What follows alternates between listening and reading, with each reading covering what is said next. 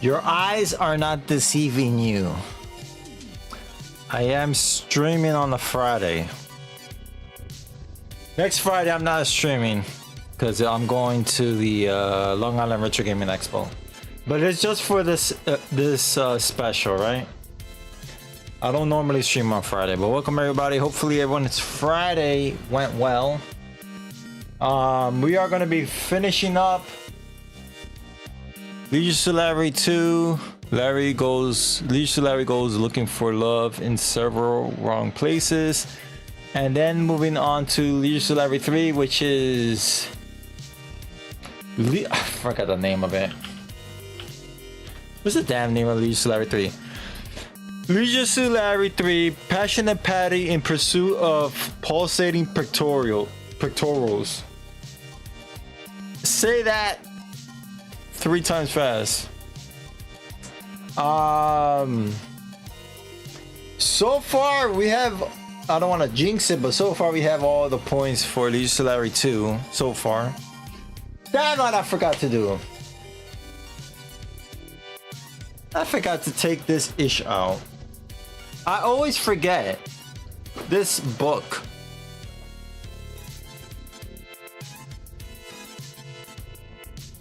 And the reason why I take out this book is because it does have a, let me show you. It does have a point list, which I look. It actually helps me, it guides me to where I need to go next. But here's the, oh my god, the freaking light, bro. See that? You could kind of see it. Yo, the glare of the glare of the monitor. But here's a checklist of all the possible points. But yeah, we're gonna be looking at this. I also found something in the attic, which was like a little, well, a couple of things, like a muscle head. You remember these? I had a lot. I still have a lot of these. They're in a box somewhere in the attic. We have a box full of toys, and I used to collect a lot of these guys.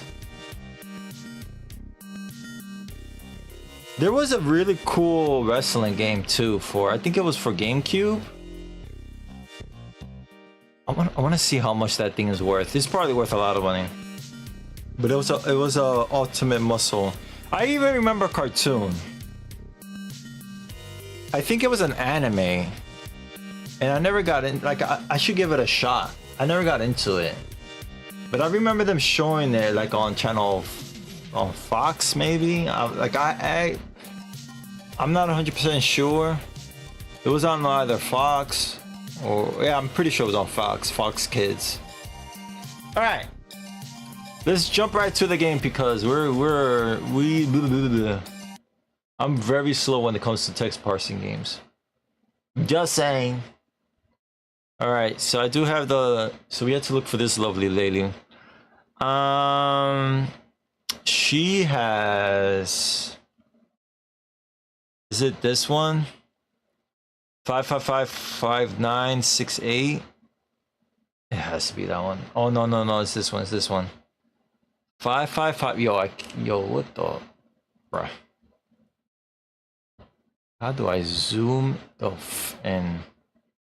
It probably is this one. 555-8487. 8487. Bruh! It's not! Oh my god. Yo. Alright. Chick with black hair and a tank top. And necklace. 3642.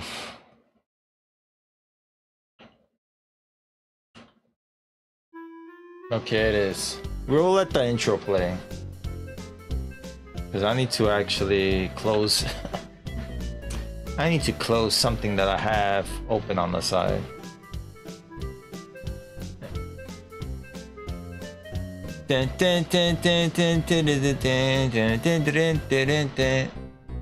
I did shave. I did shave. I am going out tomorrow to visit an aunt of mine. She's my godmother as well. Last time I saw her was,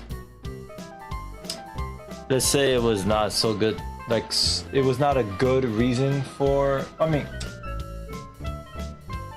it was a situation where all the family had to go to this wake, and that's how I went to her house last time. Now we're just visiting her outside of that. It was not involving her. Well, it is. We're on the same side of the family, but it was not her initial family. It was nobody. It was not her initial family. That's what I meant. That's what I mean to say. I'm like stumbling over my freaking words. All right, so we're dressed as Leisure Suit Laura. Well, not really. Bikini wearing Laura. And we're trying to, basically, to give you a backstory, we basically took this enclunk, I forgot the name of it, but it's like this instrument, enclunk, something like that. We went to the store, this music store. The clerk thought we were someone else. So she gave us, let me see if I could actually, do I have the inventory? She gave us this instrument, enclunk. Yes, that. She gave us this enclunk, right? But it's for an evil doctor by the name of Dr. Nonuki. So she gave us that thinking that we were some KGB agent. However, she finds out that we just managed to fit his description perfectly well. And now all these agents are after us.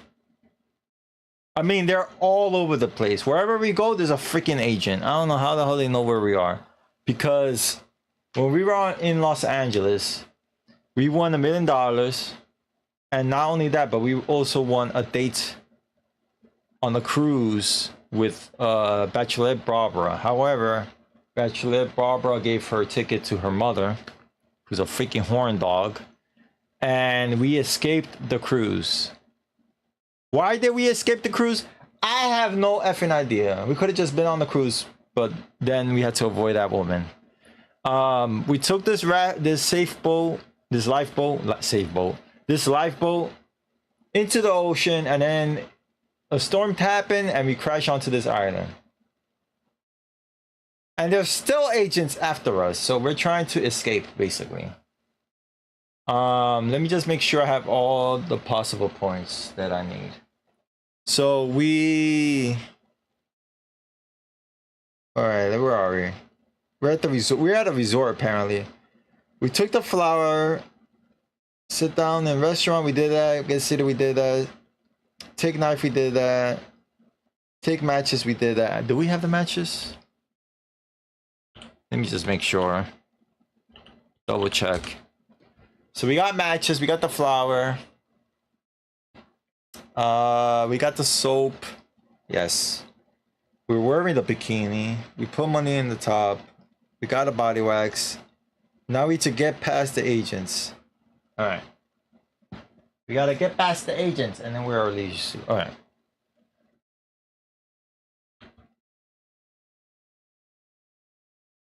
So there's the agents. You see them? There's one here in the bottom. Wah! Hello, babe, cries the KGB agent. Oh, honey, I think I loves ya. What happened to his accent? So there's that one that's behind the umbrella right there, and then there's another one right underneath the tree. So we basically have to get the heck. You did it. You made it across the beach without being caught by the KGB agent. What lies ahead? Oh my god, this part is annoying. Oh my god. Oh my gosh.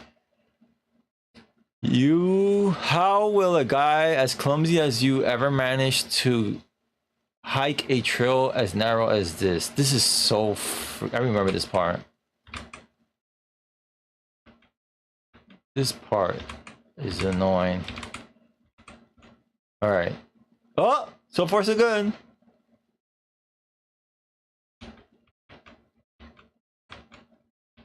Will we do it? Don't tell me we're gonna.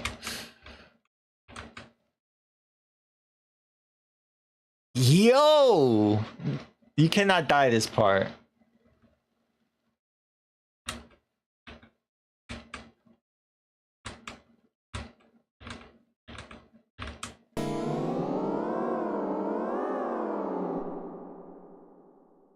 That was close. You better move more carefully. Bro. I'm trying to move. Yo, this part is so freaking annoying, man. OMG. Can I use the mouse, man? I can.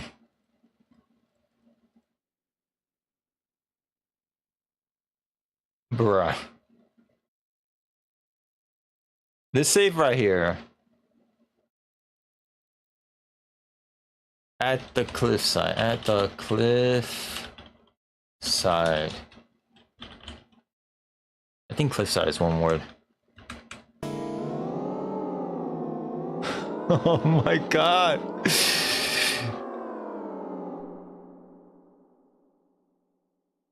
You could actually use a mouse? No kidding. No shot.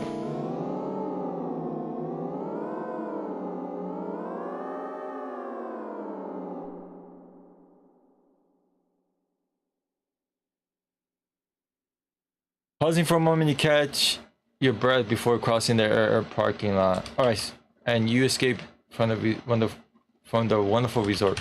Where we had to do this. If not, we get. Okay, you transfer your money from the bikini top to your leisure suit, then toss the bikini far over the cliff. As you slip into your leisure suit, you realize you were beginning to enjoy wearing women's clothing. At least you still have your beautiful long blonde hair. Well rested, you stride boldly across the dirt parking lot in front of the main terminal building. By the way, you didn't think you were going to keep all those free points, did you? Of course not. Boy, are you happy you made it to those... You made it past those cliffs. You swear you to never return that way. Alright, let's save. At airport. I think we have to give... Yeah, we have to give the flower.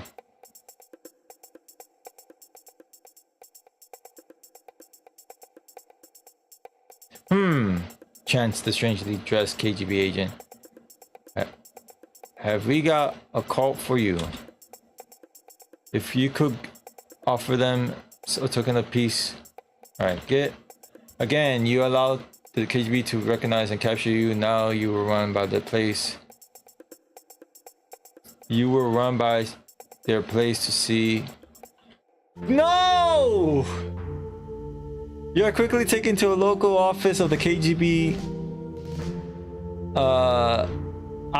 Oh my god. You are quickly taken to a local office of the KGB where a specialist in Onklonk extraction is busy giving you the 3rd degree. And so, my little white suited capitalist swine, says the KGB agent, you will now tell us the locations of that Onklonk, or I will be forced to run these alto saxophone reeds under your fingernails until you're singing like the birds. Things don't look good, Larry. Maybe next time a different approach will be better. Freaking hell, bro. This is why I saved. Give flower. Here, my little flower child, you tell the KGB Bishna. Make love, not money. Yo, what's up, video games? How you doing?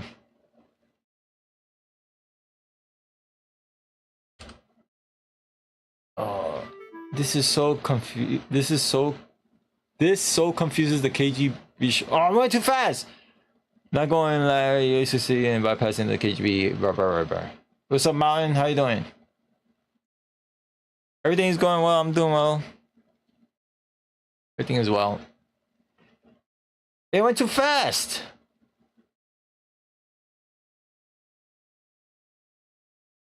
You play this game back, it was brutal. No, yeah. Like for me, I love the Leash to Larry series, but I suck at text parsers. Text parsing is not my it's not my strong suit. I suck at text parsers. I love point and click adventure games, but I ain't good with text parsers. Yeah, and that too. The Sierra games are brutal.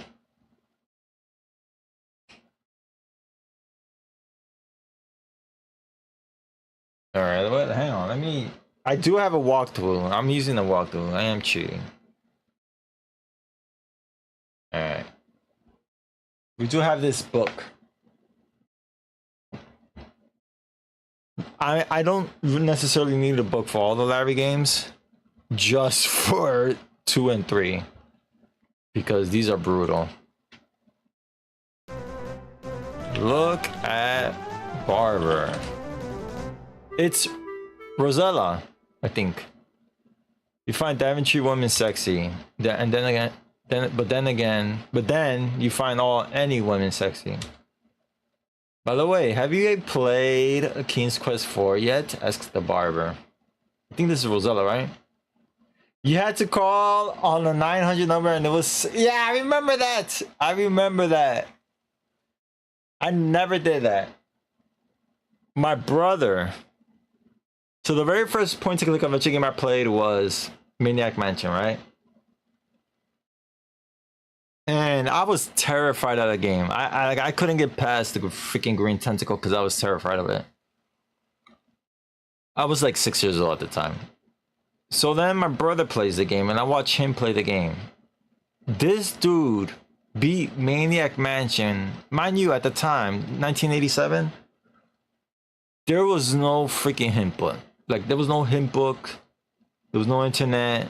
There was an internet, but nothing like Google Chrome or whatever, right? There were BBS boards, but my brother, we didn't have no internet. My brother and I had no damn internet at the time.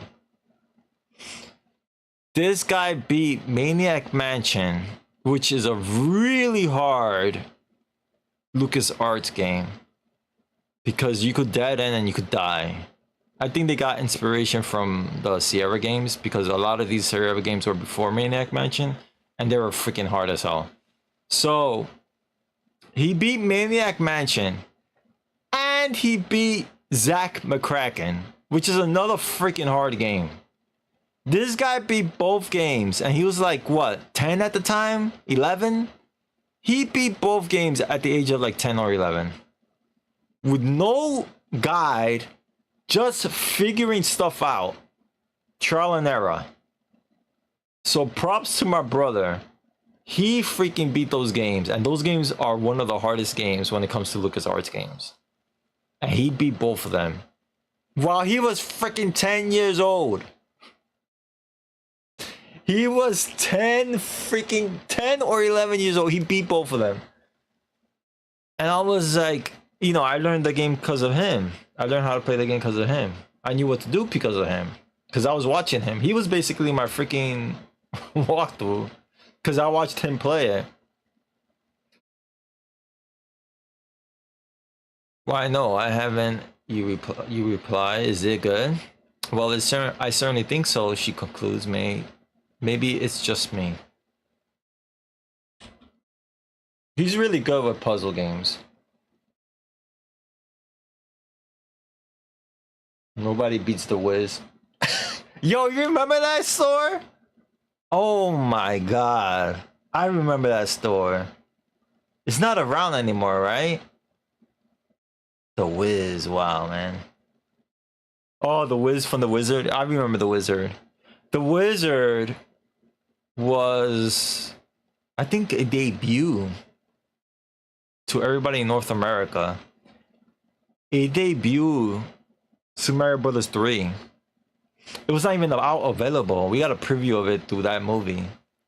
And I was like, and I learned this flute trick because of that movie. Like the one that you had to crouch on the white block. and then you had to fly up the castle and get the other. I had to watch that movie again. Yo, I'm gonna watch that movie. Thank you for signing in, Gargan. I gotta watch that movie. I gotta watch The Wizard. Yo, what's up, Golden? Are you guys chilling with each other, huh? You got your ticket, Golden? What? No. You did not get your ticket? Thank you for signing in, Golden. You do remember watching The Wizard? The Wizard was the guy, that kid, right? Well, I remember them playing the shooting game. I forgot the Nintendo shooting game. With like Outlaws. Karate Champ. I remember Karate Champ there. I remember the Power Glove. Like the freaking guy with the freaking Power Glove. He's like, he thought he was so like cool with the damn Power Glove. Yeah. And then he goes to the dinosaur, right?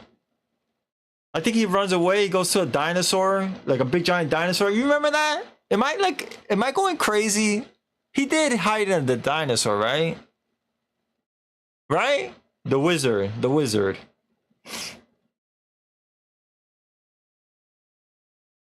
I gotta watch that movie again.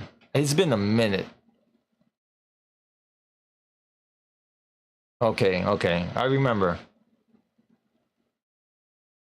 All right, that's it.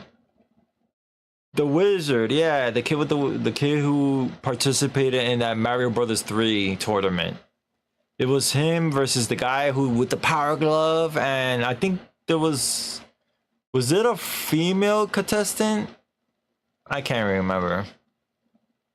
I gotta rewatch that movie. It's been like legit maybe over 30 years since I watched that movie. What? You heard me. Okay, so I remember the female character. Wasn't this guy in the movie?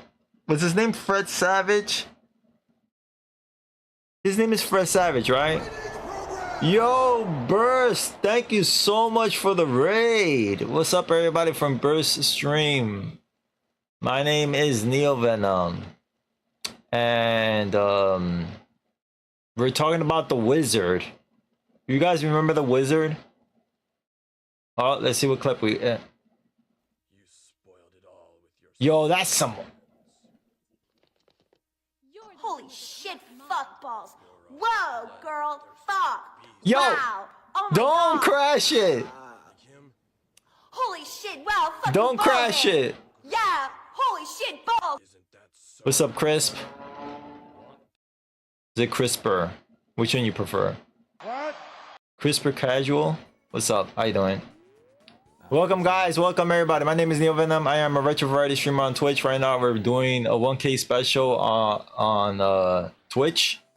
And we're playing through all the Leisure Larry games. I played through Leisure Larry, the EGA, the VGA. Yo, that's a long clip, Burst. And we played Reloaded. Now we're playing Leisure Larry 2. Leisure Larry Go. Yo, Jumping Flash. Yo, Jumping Flash is one of the best freaking games ever. I love Jumping Flash, by the way. We're playing Leisure Larry 2. Leisure Larry Goes Looking for Love in Several Wrong Places. Then we're gonna play 3. Not today, but I think today we'll manage to play 3. We're gonna play 3, 5, 6, 7. Casino, Magna Cum Laude, Box Office Buzz, Wet Dreams Don't Dry, and Wet Dreams Dry Twice. But yeah, welcome everybody. Thank you so much, Burst. How was Castlevania? Yo, that game, I was lurking. That game looks interesting. It looks really cool. Thank you so much for the follow. I appreciate that. That game looks interesting, not gonna lie. And you say it was like a retelling of Castlevania? So it has no like connections to the one with Simon Belmont? Or is it like a whole new like What? story? That was 7 years ago. You know, that's funny because I think I met you 7 years ago. Not gonna lie.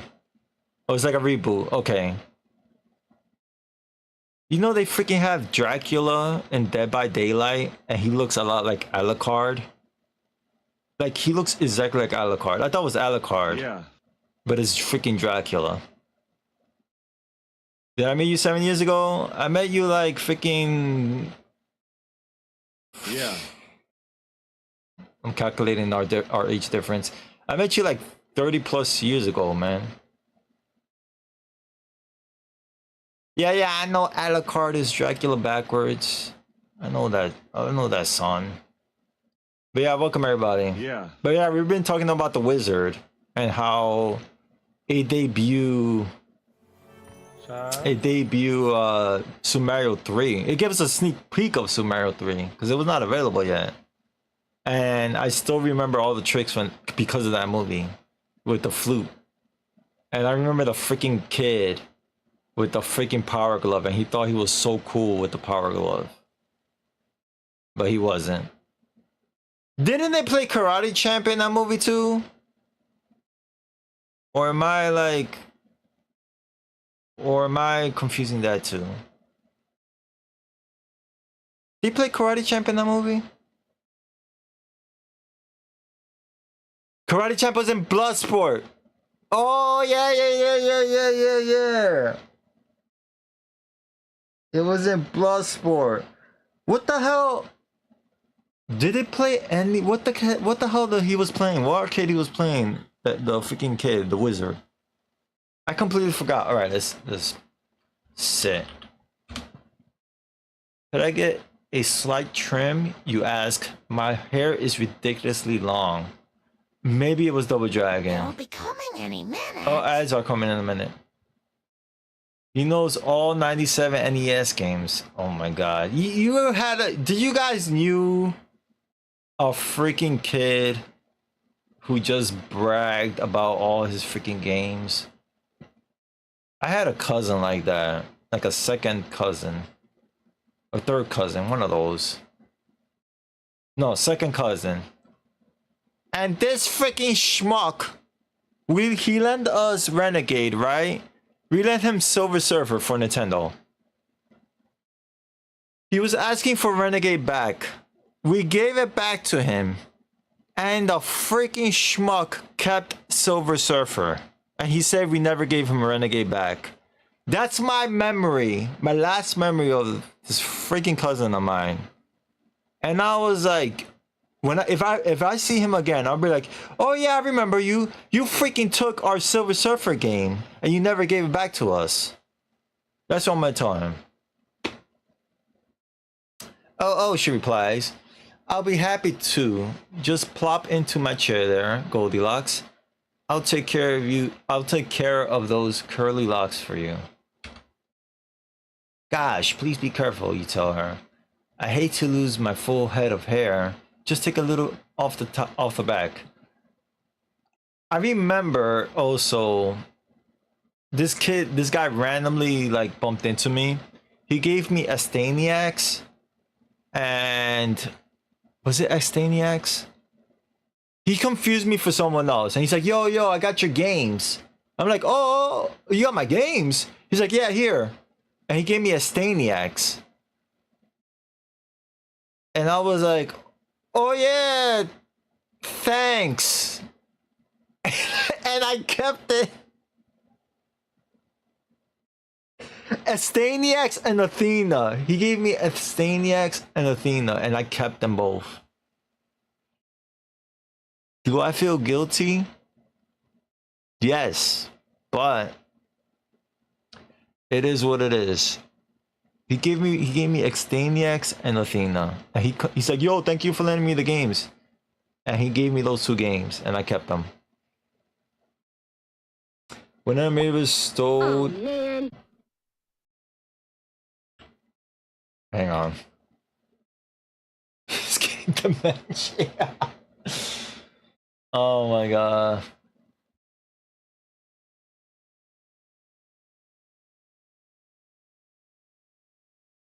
Hold on, I'm gonna wait until the ads are done.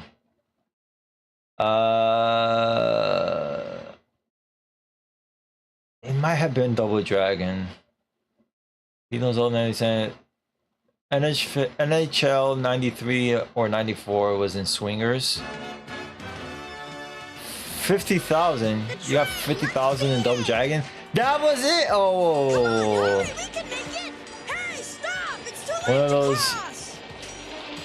Hold up! Hold on. That's a dangerous game you two were playing. Listen to your friend Chris. Those gates are provided as a warning to let you know that it's not safe to cross. We could have been hurt. Now we know. And knowing is half the battle. Hold on.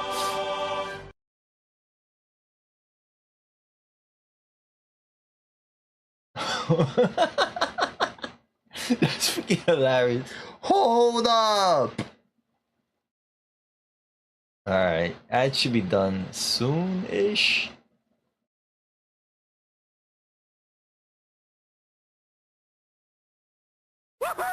Welcome back, everybody. One of your neighbor's friends stole one of the NES game one time. What a yo! My freaking neighbor. We had, and this kind of like pisses me off. We had Super Smash Bros. For 64. We had Super Smash Bros. This freaking schmuck sold our Super Smash Bros. For weed. He sold our Super Smash Bros. For weed. I approached him about it, and he's like, "No, I didn't." I'm like, "Bro, you did. Your brother said that you did." He's like, "Oh, I'm sorry, man." I'm like, "Yo, are you gonna freaking buy me a new one?" I think they did buy another Smash Brothers and they gave it to us. I can't recall. He sold and he was like, "I'm curious about how much we got from Super." That game is expensive.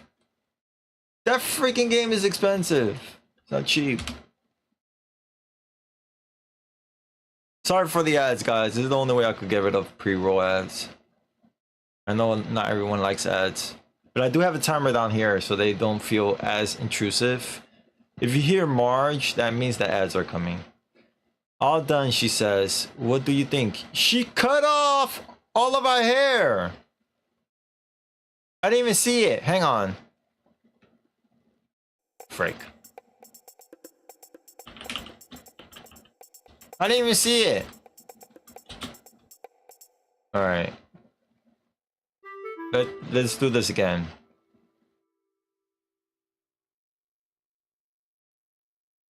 He sold it and probably got parsley and oregano. AG, I bet it's all they got. Yes. They probably got. I was so pissed, man. I'm not gonna lie, I was pissed off. They almost fought. I left Smash Brothers there thinking I was gonna get it back, but man, joke's on me, right?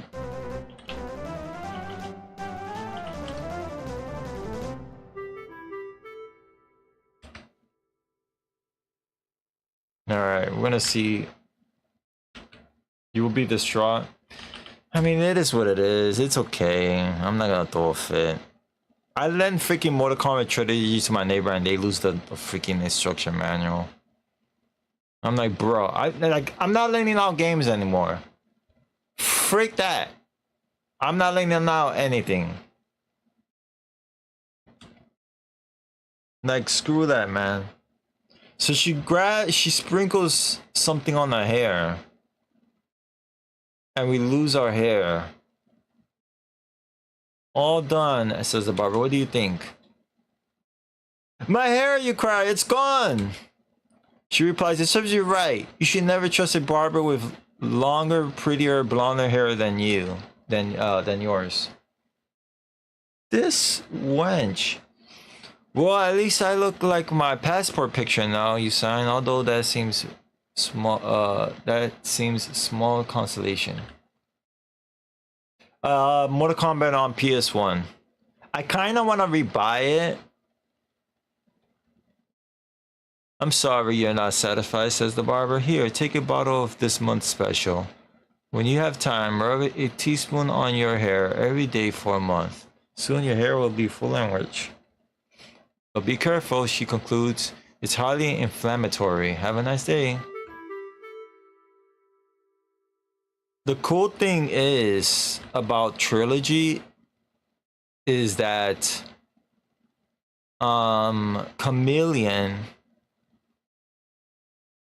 was it named Chameleon too in the Nintendo 64? But Chameleon was a ninja who shifted. Yeah, he was a ninja like Sub-Zero, Scorpion, Smoke. But he shifted between all the ninjas. So when you play as Chameleon, you have to know all the combos of every single ninja. Because if you don't, and the special moves. But that was like so cool. I loved Trilogy. I know some people didn't like Trilogy, but I really liked Trilogy. Alright, let's see where we are.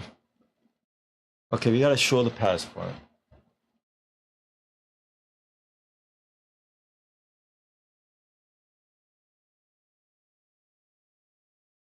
Yeah. It was the I remember the man, like it was a jewel case. I remember that.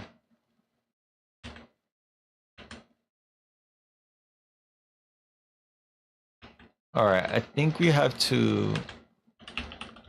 I didn't even look around, bro. Let's look around here. I didn't even. I'm like skipping dialogue. There are 3 ticket agents with lines of customers queued before them. Perhaps you should stand in line. Who is... What are those? Are those the California raisins? You see the picture? On the bottom right of the game? Those are the California raisins, right? Yo! I remember that! You never played Trilogy, honestly? You only played 1, 2, and 3. 1, 2, and there's a number 2. There's a fan-made version. I think they use is it Mugen or Mugen? I call it Mugen, like Genesis. So I just probably Mugen. But these people took they took all these high-res like sprites of every character, right? And they made like, it's called, I think, Mortal Kombat 2 Remix or something like that. Yo, that game, even though it's not legit, that game is freaking phenomenal. That game is really, really good. I think they made did they make I think they made one with all the characters. No, it was another person. But highly recommend Mortal Kombat 2 Remix. Highly recommend it. You lost your Mortal Kombat 3. It got weird, too weird. I like 3. When it went 3D, that's when I stopped caring about Mortal Kombat. I liked the sprites that they used with real actors. I missed that. I may be biased, but they should really make a Mortal Kombat game, using like real people, like a sprite. Just make it 2D. But you know, it's nowadays, who the hell wants that? We want that, but the gamer, not like the video gamers nowadays, they don't want that crap. They wouldn't want that.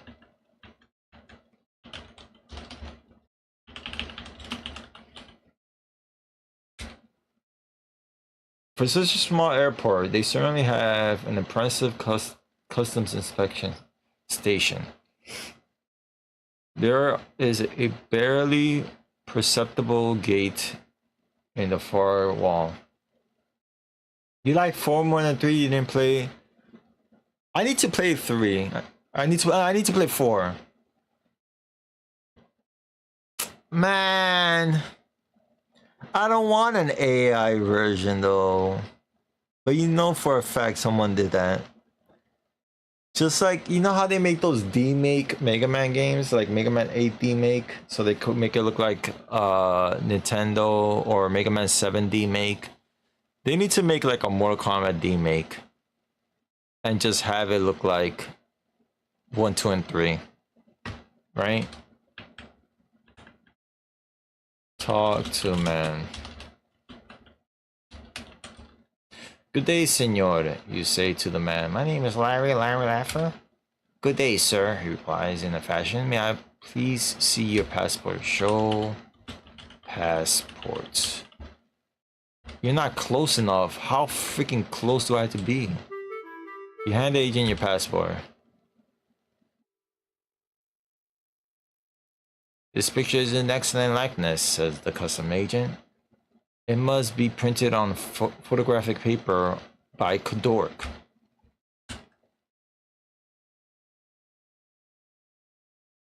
No, I must inspect the possession, he says. Please show me everything you are carrying. Well, okay, I guess you reply. Although this is highly unusual in an adventure game. Is that hundreds of $100 bills in your pocket? Or are you glad to play this game? Your passport is so smart to delve in Eve's can. Onklonk, its own. If only you knew that this Onklonk contains important international secrets. Oops.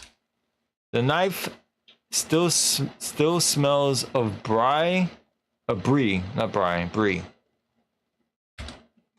Why do you always collect these things? For a moment, you considered the drawing of a little dog. I wonder if you could have pursued a career. I'm hearing something in the back. Like, am I going crazy?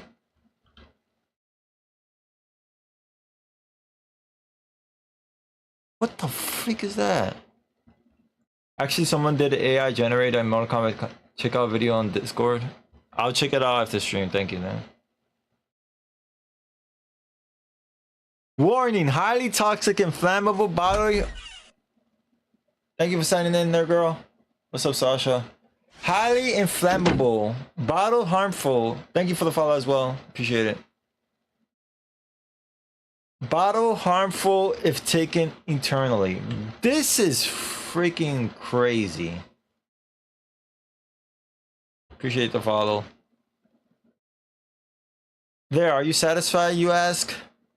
We have a knife, and he's like, yo, it's all good, man. Yes, but I must warn you about carrying the knife on board.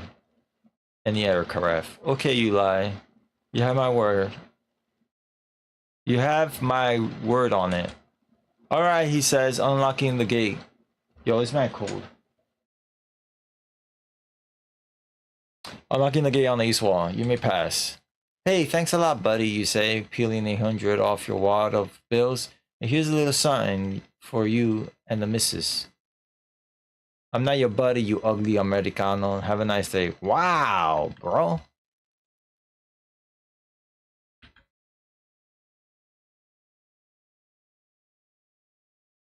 I hear myself.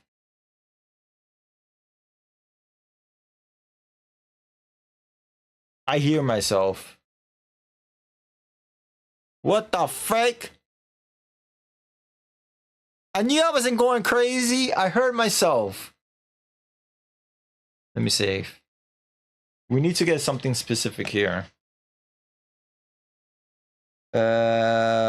We need to get a bag with bombs. So let's save.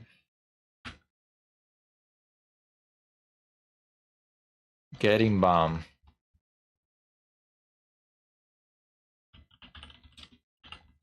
You thought your place was haunted? I heard. So I have a little clock here. I don't know if you guys could see it. Let me show you guys.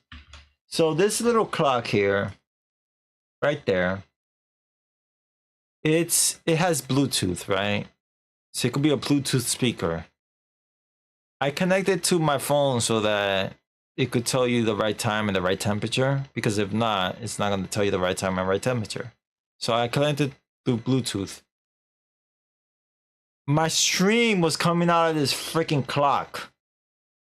And I was hearing myself. And I thought, I was like, why am I hearing something? And I thought my stream was open on my computer, but apparently it was this damn speaker. All right.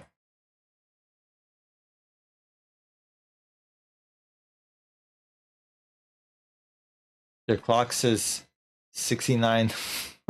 Hey, yo, it does?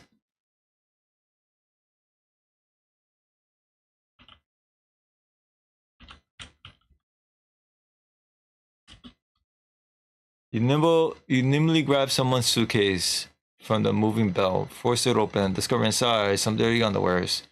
You sheepishly close it, return it to the conveyor, and wonder if anyone noticed. This guy's asleep. A security guard snoozes beside his X-ray machine, allowing the baggage to pass by uninspected.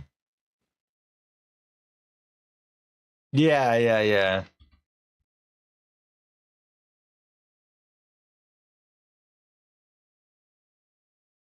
What the heck?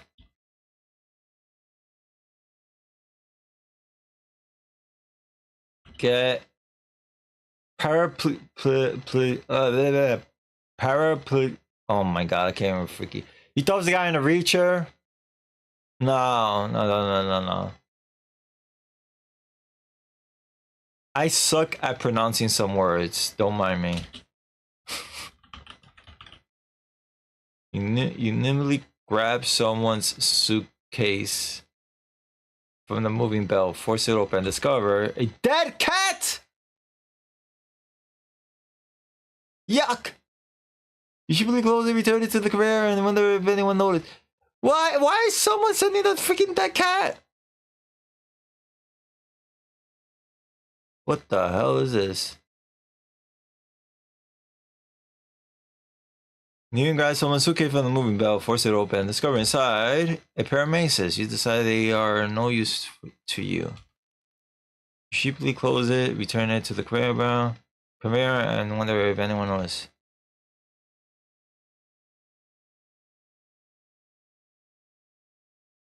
Yo, there's like mad. What the hell?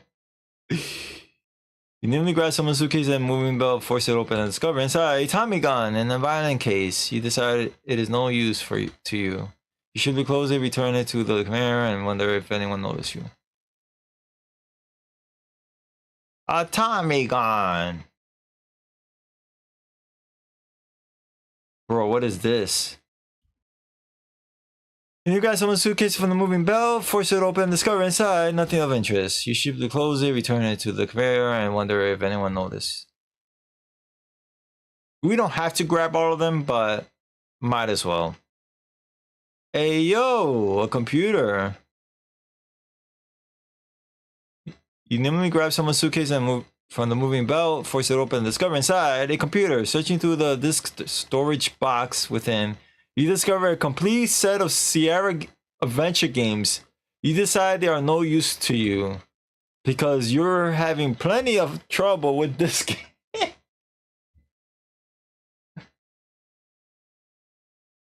Oh my god. You sheepishly close it, return it to the conveyor, and wonder if anyone noticed. Bruh.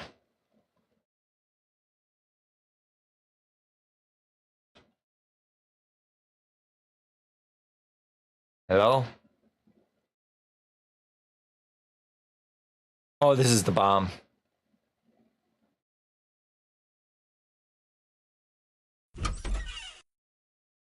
You give back my suitcase full of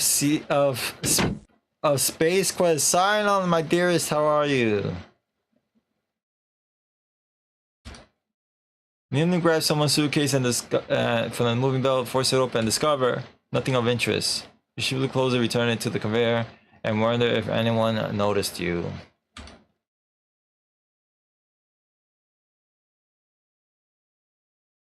I meant to say reading out loud in class. Oh, hang on. I didn't even look at this. You do too. You hated reading in class. Oh, okay, got you. You nimbly grab someone's suitcase and force it open. From the moving belt, force it open, discover some blue pin-striped suit You decided they are no use to you. You should really close it, return it to the conveyor, and wonder if anyone had noticed it.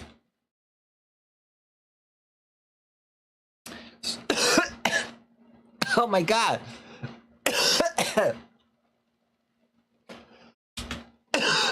Oh my... Oh.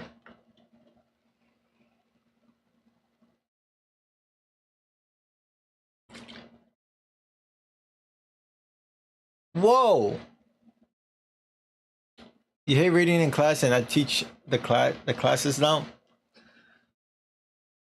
What I used to do when you had to give speeches,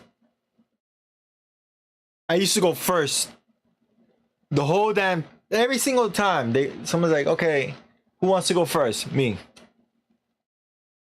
Because if you wait, here's the problem. If you wait, you get this freaking like you get anxiety waiting. So when I was doing my master's, I had an art history class, right? And I was doing a speech about an artist painting of the Ascension. I think it's called the Ascension, where the Gabriel comes down to Mary to tell her that she's pregnant with Jesus Christ. So I went first, got mine done. I was like, yo, I'm freaking doing this first. He asked questions and I was like, oh, mind you, I was like, yeah. He's like, oh, do you know what that is right there, that thing hanging? And I'm like, no. So I explained why I liked it, explained a little bit about it. Tell me how, as the day progressed, two other people were doing the same exact piece. I picked two of them, two different arts. They picked the same exact piece of art. And then the teacher's like, well then, we already know what this piece is about. But what a freaking cool... That's why I went first. So then there was another class, right? I'm going off topic. So then there was another class, right? And it was an After Effects class. So then, no, I was like a master's student, and everybody else was doing their bachelor's, right? And then my teacher's like, yo, does anyone want to do this, go first? And then it was like crickets. He's like, anyone? And I'm like, you know what? I'll go first, professor. He's like, all right, Illy, go.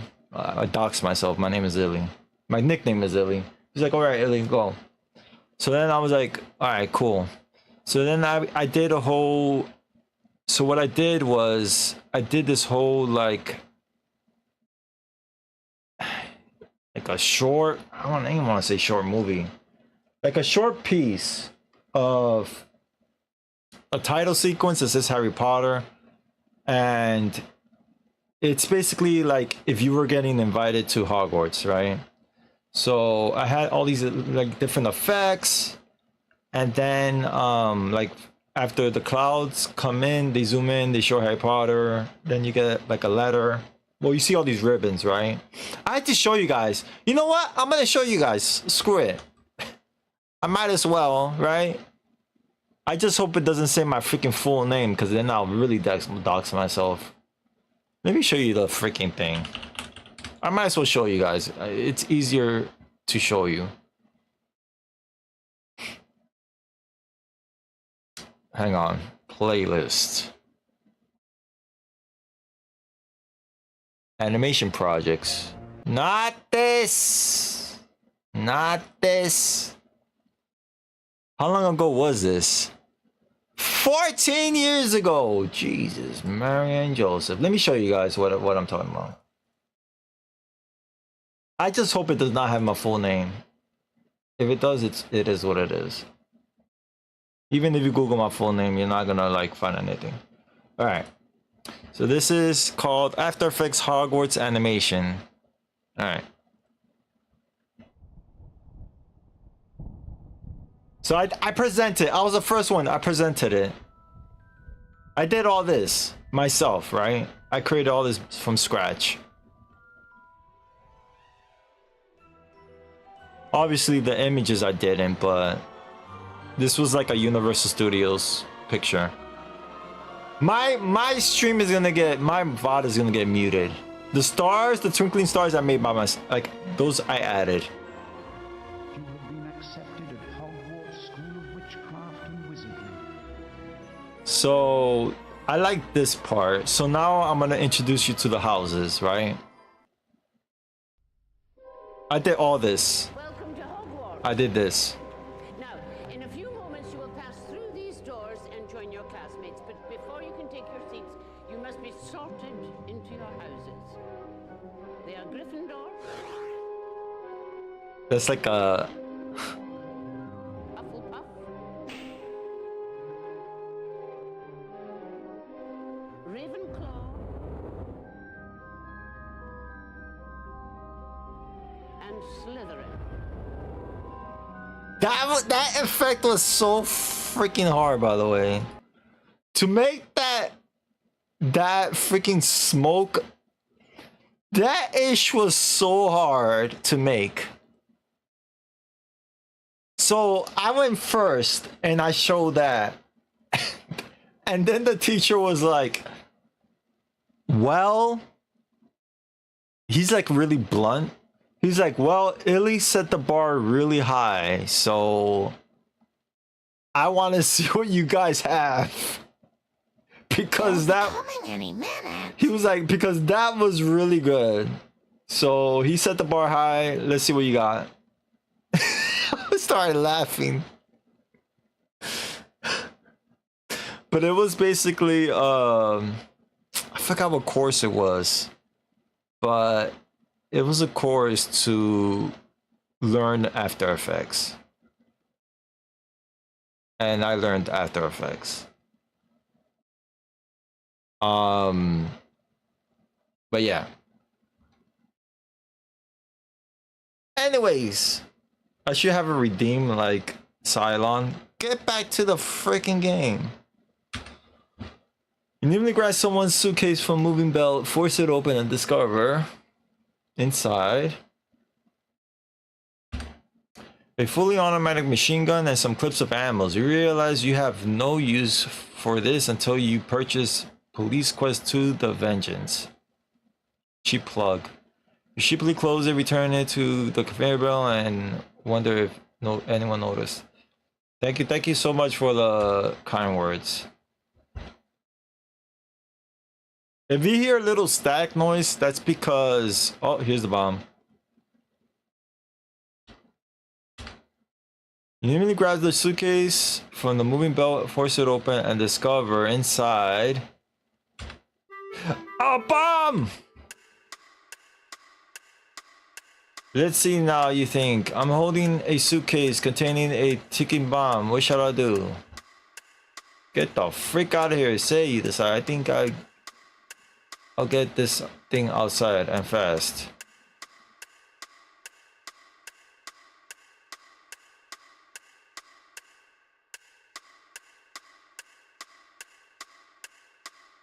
Look out! I've got a bomb, you shout. Of course, the agent casually replies, have a nice day. Wow.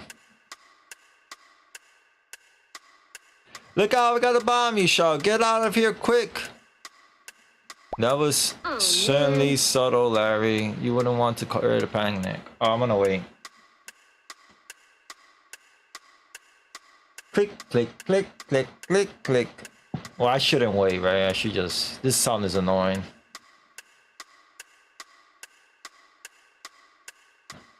Bro, move!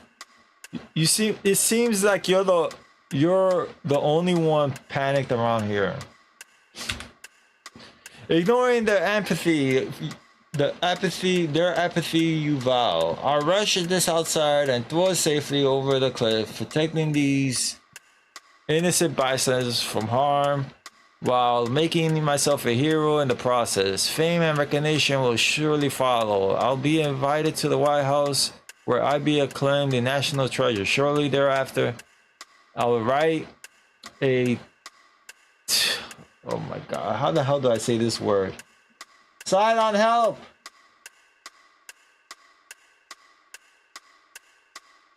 I don't want to say this.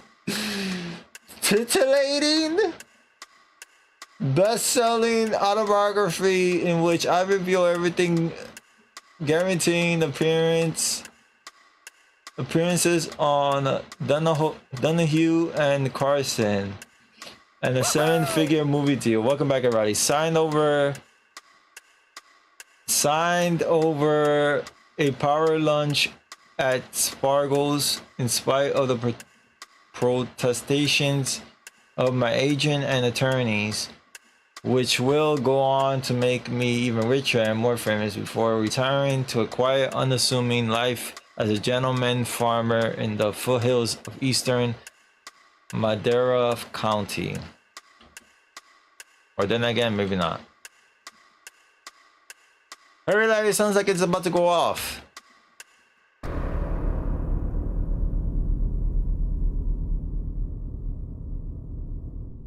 That doesn't help, Cylon. You need to help me.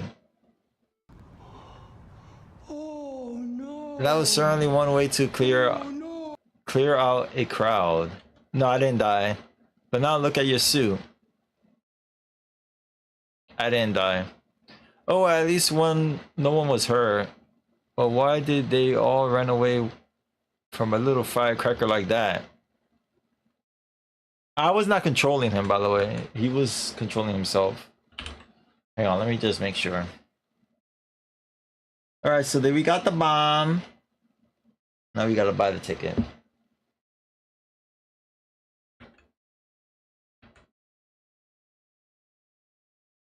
Talk to man.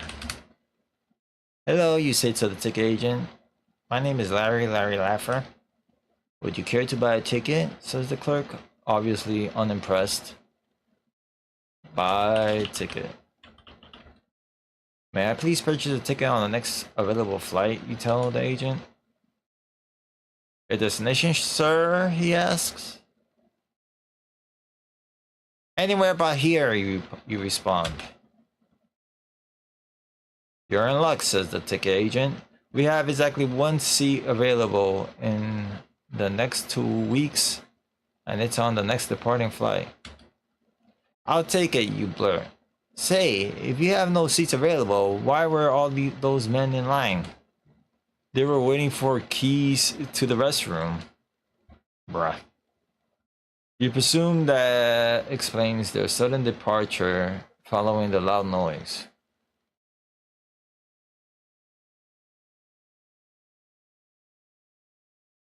Buy a ticket to LAX? Okay, I will. But I'll buy that in real life, not in game. I mean, what? Would you prefer smoking or non-smoking? None. Aisle or window? Aisle. Any carry-on baggage? None. Luggage to check out through? No. Will you require bassinet? Or is it bassinet? No. Traveling with children or elderly? No. Bringing a pet? No. Do you have a passport or visa? I need to get my passport. If I do fly out, I have to get my passport. Because your man doesn't have a freaking... Your boy doesn't have a freaking... I have an ID, but apparently you need a real ID. So I was like, bruh, I guess I'll get my passport because it's closer to my house, legit 2 blocks away. And I don't have to go to the DMV for freaking real ID, like ID. It's so annoying. Passport. Care for baggage. Care for baggage insurance? No. First class, business class, or coach? You said there is only one seat. Will you be staying 14 to 21 days? Forever. Are you a member of any freaking flyer program? No. Will you be bringing...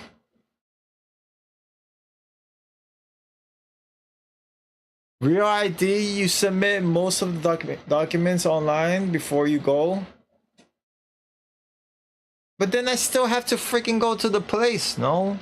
I still have to go to the DMV, right? Okay, so let me explain. I renewed my freaking ID, right? I renewed it. They gave me an option to do real ID. I was like, stupid me is like, yo, I don't need a real ID. What the hell is this? So I was like, no, I'll just take our I just take out an ID, regular ID. Lo and behold, next year, 2024, they're like, oh, by the way, if you want to do any domesticated flights in the United States, you need a real ID. And I was like, what? What the frick is a real ID? And then I found out what a real ID is. Like legit. But you could still fly with a passport.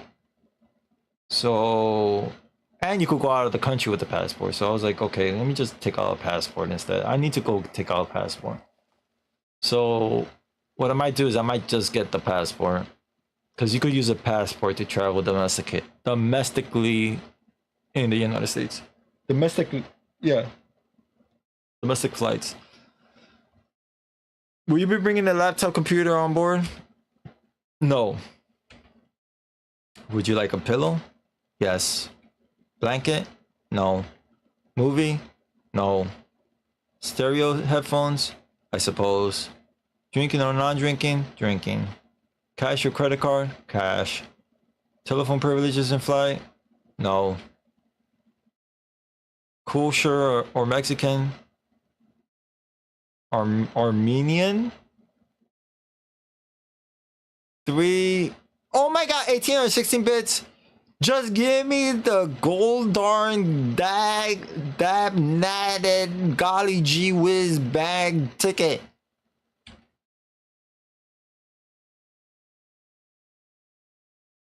Boy, are you Americanos touchy, he snarls.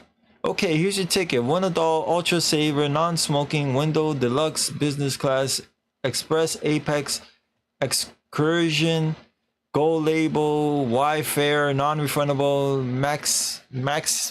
maxi fare ticket for Kalwa with pillow, blanket, movie, and stereo headphones.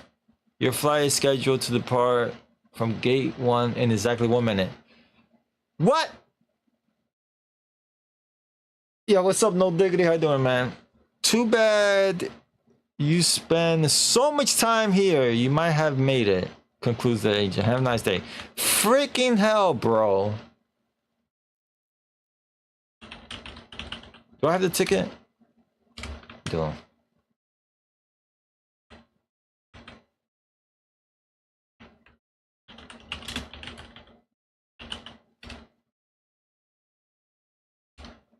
Of course you would lie. Okay, it seems good. I've seen enough of your stuff. Going through, please remember, have a nice day.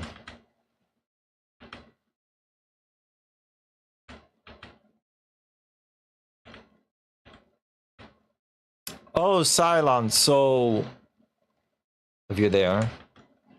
So what happened to me in freaking college that I said that happened similarly to you. I was gonna graduate with my bachelor's, and these freaking dinguses were like, mind you, I got accepted to the master's program, right? I was there to get, they said to go to that they forgot to give me something because I got a 3.8 GPA, freaking, I had a cum laude, right? They gave me the cord, right? The freaking cord, yellow cord. And then they go, oh, no. I go to the graduation office, right? And I'm like, yeah, I'm here to pick up like a cord, a cum laude cord. And then they're like, oh, we'll give it to you for your graduation, but then you have to return it. And I'm like, what? Why do you mean I have to return it? They're like, oh, you could keep it once you complete your bachelor's. And I'm like, complete my bachelor's? What the freak are you talking about? I got accepted to the master's program. What do you mean I didn't freaking complete my bachelor's? What are you freaking talking about? They're like, yeah, you're missing 3 credits. And I was like, what do you mean I'm missing 3 credits? I have like, I think it's 120, I think it was. I can't recall. I had the full amount of credits and then some. And you're telling me now that I can't freaking, what? Then why you're making me walk the ceremony? But then I had to freaking complete a course. They're like, yeah, you could go, we give you the cord. And then you freaking get the cap and gown, but you still have to complete a course in the summer. I was like, I was so stressed out. And I was like, I gotta complete a freaking course? What are you talking about? So I had to go to the art department. I spoke to the head of the department and I was like, yo, apparently I'm freaking missing the course. Like, I need help. I'm going to do my master's in freaking September in the fall. And I need to do a course before I do that. Because if not, I won't be able to do my master's. And she's the head of the department was like, oh, well, first and foremost, the actual head of the department is on vacation. I had to freaking talk to a substitute. And I was like, yo, how am I missing a freaking course? Like, what? Okay, so then I went. I was like, she's like, I can't do anything to you. You have to go to the math department because I had a BS in CGI. So BS in computer graphics and imaging. So I go to the math department. And I go to the freaking guy, the guy in the freaking head dingus of the math department. And I'm like, yo, I'm missing credits, but I have over 130, like 120 credits, whatever the freak the limit is. I have over the freaking limit. What am I missing? And then he goes, let me check your classes. And he's like, oh, here it is. Pre-cal. Pre-cal is not an elective. And I'm like, what do you mean pre-cal is not an elective? I don't need that for my freaking degree. I took that as an extra credit as an elective. And he's like, oh, no. And I'm like, who changed that? And he's like, I did. And I'm like, this mother, I almost said, you mother, but I didn't. So then I was like, okay. I remember going to John Jay and taking a computer course. Does that count as an elective? And he's like, let me see. Because all my credits, I actually transferred colleges. So he's like, let me see. So then he looked it up. And then he goes, yep, this counts as an elective. Yeah, you could get this as a credit. I'm like, oh my God, thank God. Thank freaking God. But I was so stressed.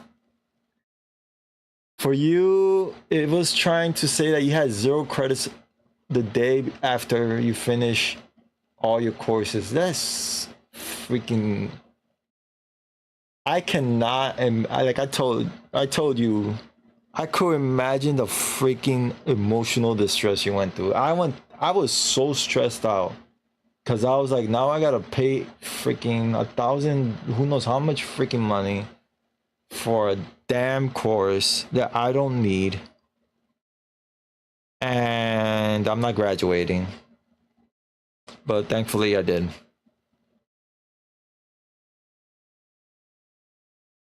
I actually went to registers and I got a copy of my freaking transcript.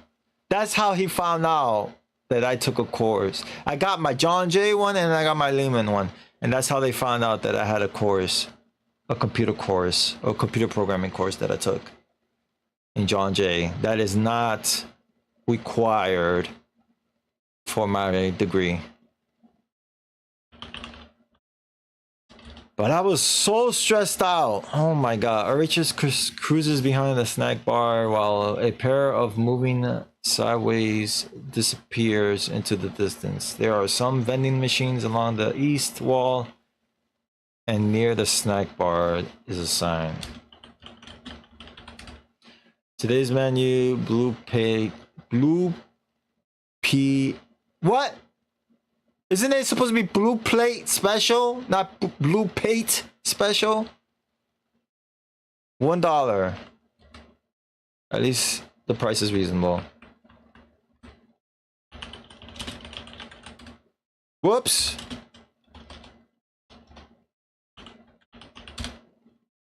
Hey baby, you shall give me one of those blue plate specials. Look, no, I can't. The blue plate? Oh, pate, right? Is it pate? Am I freaking reading this wrong? Is it pate?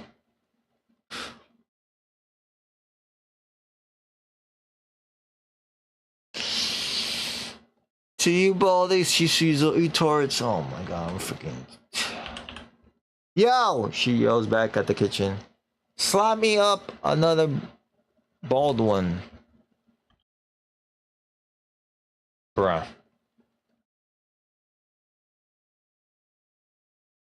Oh my god.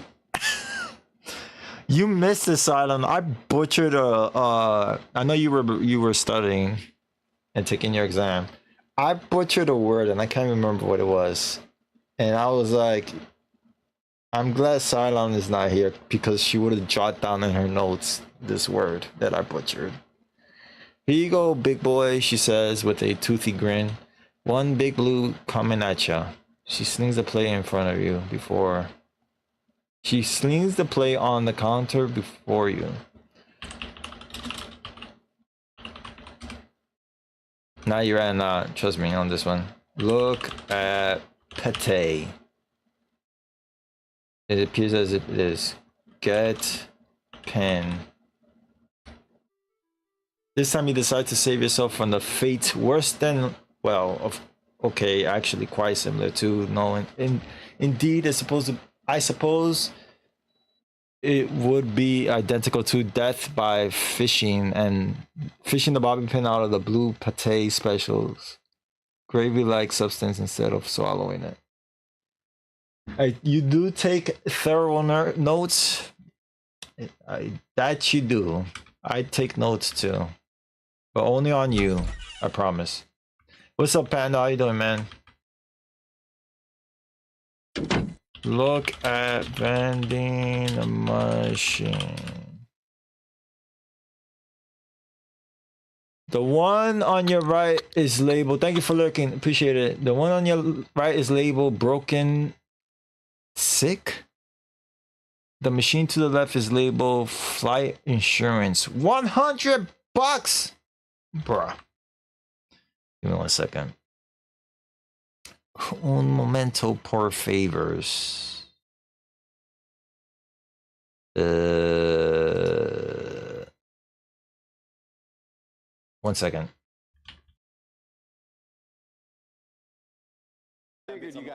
Shut up, bro!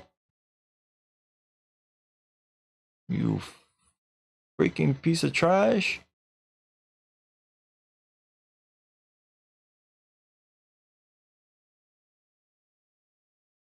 It's a little large for insurance machine, isn't it? Bye. Just double check really quick.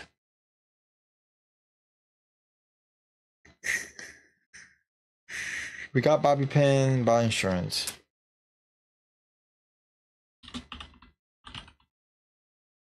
You peel off another $100 bill from your wad of money and insert it into the slot.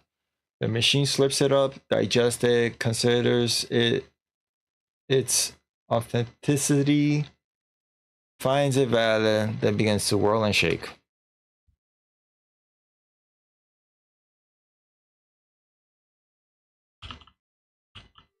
What kind of airline is this anyway? Well, you suppose a parachute would be pretty good insurance. So you pick it up off the floor and hide it in your inner suitcase. Suit coat pocket. Freaking hell, can I freaking read, bro? Save. To the plane. Not place, plane, bro.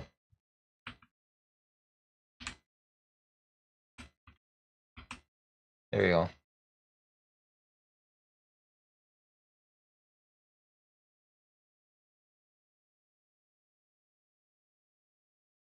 We need to take a pamphlet. This is certainly a long terminal.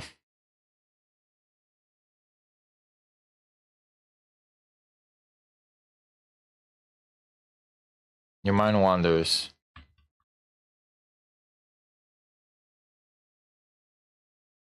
Whoops.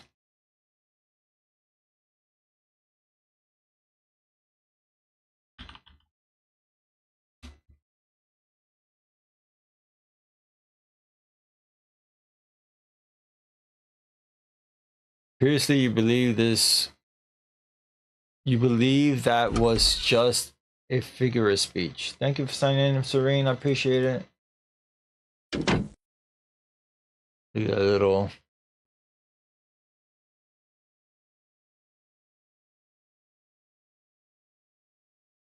Finally reached the end of the moving sidewalk and enter. Thank you for lurking. The waiting room for gates number 1. Bruh.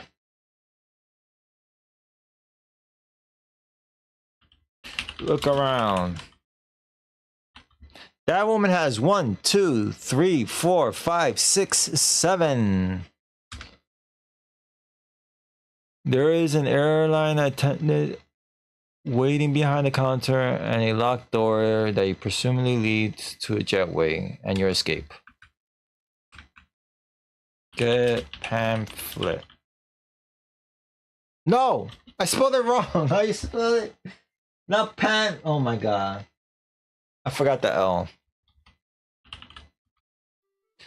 That's a good idea. Take a little free reading material to help you while... Yo, where's the H in while?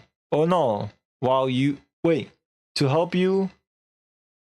What the frick does that say? Away your flight time? Will...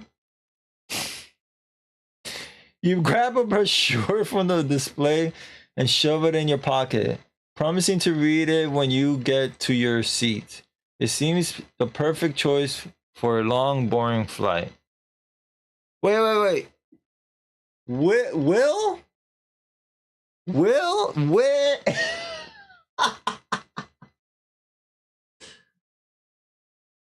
Am I saying correctly? Oh, Lord.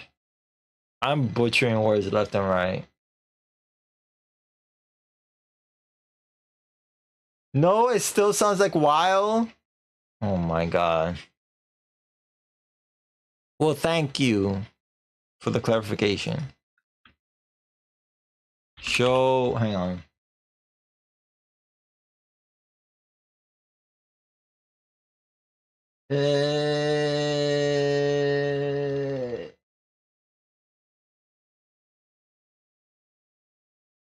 Hold on.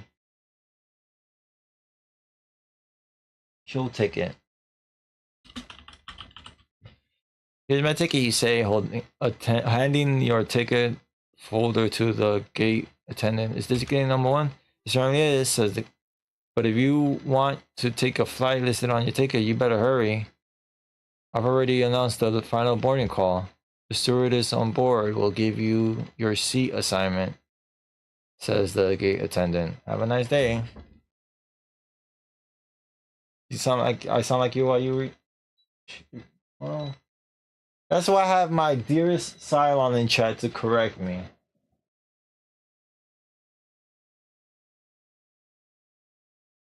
Hang on, I'm just turning on the AC.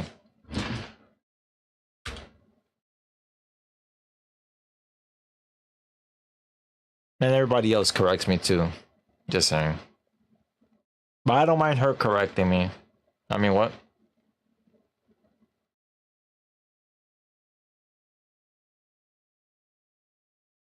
You don't harass me. No, no, no. You never harass me. You? No. Welcome aboard, sir, says the stewardess with her best plastic smile. May I see your ticket, please? You give it to her.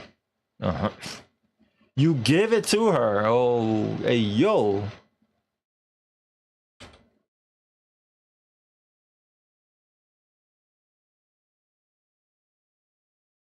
You're just saying sometimes you're reading a sentence that you add in words sometimes that are not there. Sometimes that happens to me too. If I'm reading too fast, I read words that are not even freaking there. Your seat is on your left in the second compartment, Mr. Laffer, she says, keeping your ticket. Say, haven't I seen you on TV? Weren't you the big winner of the Lucky Life lottery? Okay, Marge, she asks. Yep, that's me, baby. You grin and hand her a $100 bill. And here's a little sign for you.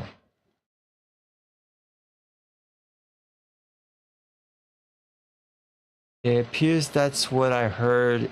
It appears that what I heard is true, she says. About me, gorgeous? You respond. You see? I said reply, not respond. No, about the... How the frick you say this?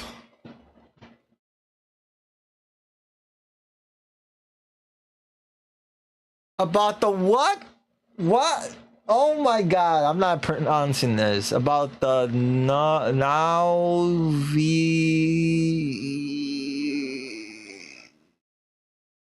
Nouveau. Is that rich? Nouveau rich? They are incredibly crude.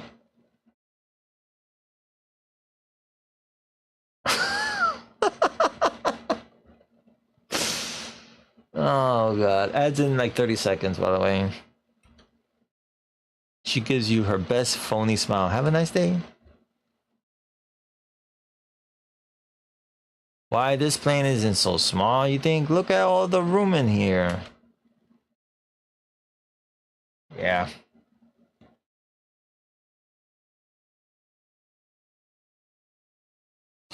Well, things are closer back here.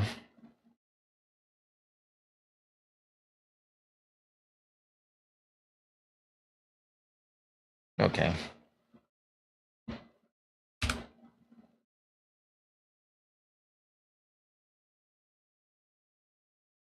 No way you think to yourself, I can't possibly fit into such a skinny place. Yeah, it looks like a flight you were on 2 months ago. Yeah. This is like Scumsoft Office in Space Quest 3. But here we go. Who the hell's sitting next to me? Phew. Get. Oh, I can't. Good afternoon, ladies, gentlemen, says the cute stewardess. I'd like to welcome you aboard Flight 1. In the unlikely event of a water landing, there's no need to panic because we'll all be dead anyways. She laughs. Seats have gotten smaller on planes. Yeah. The last time I took a plane was 2020. Now don't get upset. That's just a little airline humor. Yeah, I just cut myself. Oh, and if during our flight Those cute little yellow masks happen to drop down from their overhead compartments. Why just ignore them? Lately, those practical jokers in maintenance have been substituting nitrous oxide for the oxygen again. Last time we took a plane was 2008. Well, that's gonna change, right? I mean, what?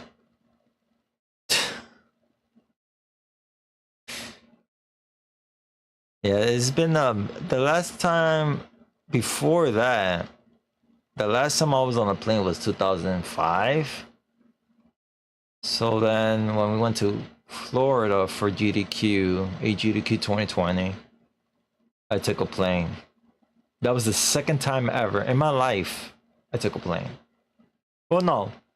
Obviously, technically, you take 2 planes going from here to your destination, and you take another plane. So the third and fourth time I took a plane. Welcome back, everybody. And remember, in case of an emergency, we women get to leave first. Are there any questions you ask while leaving? Can't freaking get it, bro. Your voice crackles through the loudspeaker. Please fasten your seatbelt and move your seat back and tray tables to their fully upright and locked position. We have just been cleared for takeoff. The captain's voice returns. We have reached our cruising altitude. Wow, that was quick. Pretty fast takeoff, wasn't it? Of 500 feet. Passengers in our rear smoking compartment may smoke them if you got them.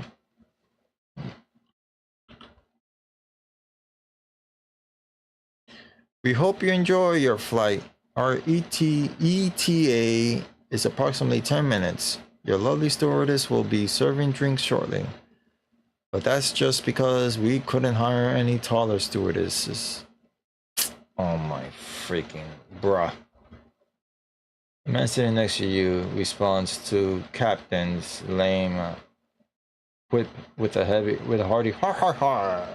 Vendraco asked me, what do you think of Neovenum cooking for Silent by the Sea? Will it be good or decent? Right, you donkey. First, you grab N30Vs Thrain Zerwem, shove them in a pan and cook them till they're crispy. Yo! Then, serve that burnt offering to Silent by the Sea. Yo! Decent. It'll be bloody awful. You hired Gordon Ramsay to cook me and to serve it to you? Cylon, what is this? I want to be alive, not dead. What the frick, Gordon Ramsay? Thank you for the bits. Draco. What the frick?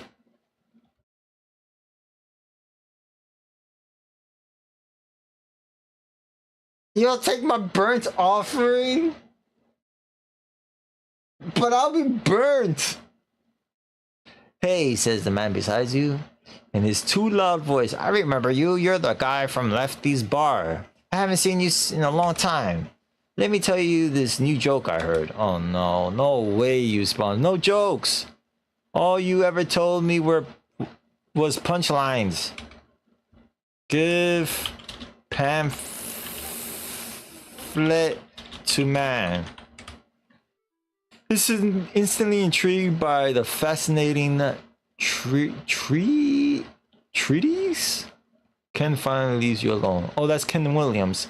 The question is, have those stewardess finished serving drinks? Get back. You slowly slip your hand inside the slightly sticky seat back pocket and slide out a semi-soiled air-sick bag. If you don't need it before, you need it now. Nice. Let me just make sure.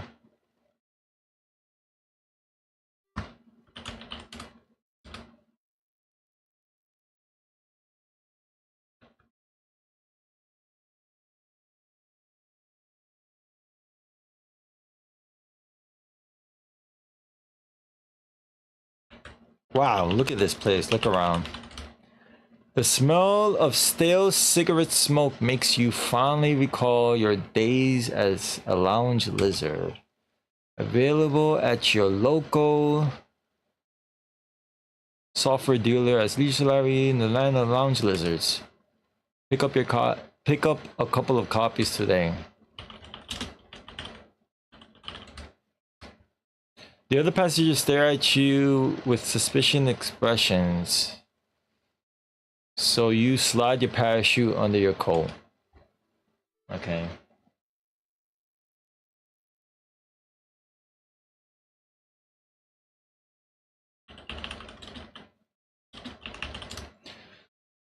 There are 3 doors here. 2 are labeled restroom. 1 is labeled danger emergency exit. Use...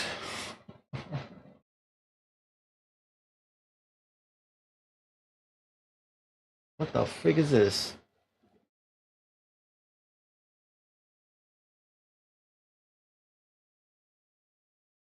Okay. Pick lock. You're not close enough.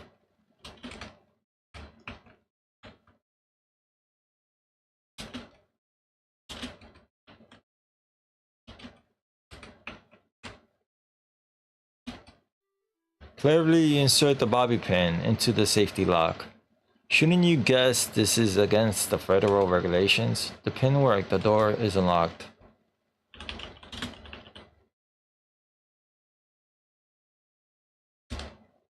There's a large handle preventing that.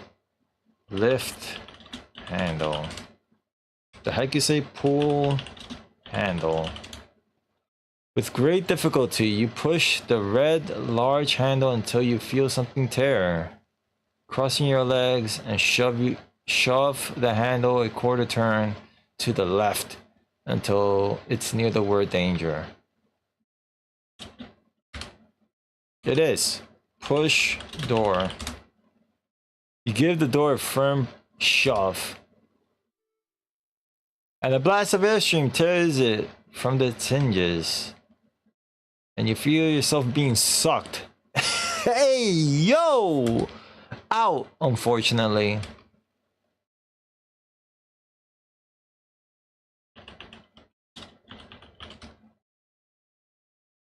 Open chute! Open parachute! The blessed parachute blossoms above you, jerking you around a lot. If feeling not William from Hey, yo!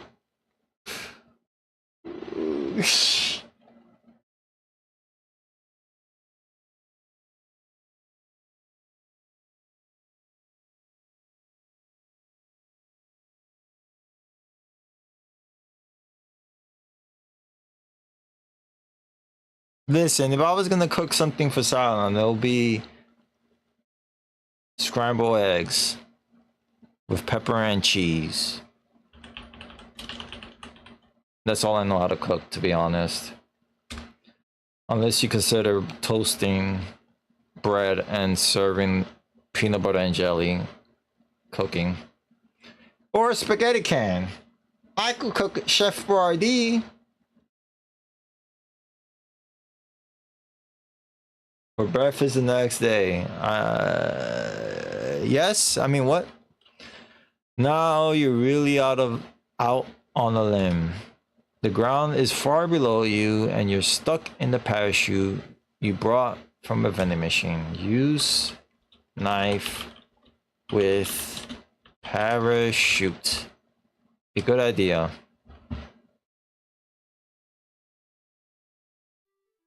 You saw away at the parachute harness with the dull cheese knife, eventually turning it into a mere thread, supporting your entire body weight. Suddenly, you look down and consider the consequences of falling to the jungle floor from this height. But you don't consider it for long.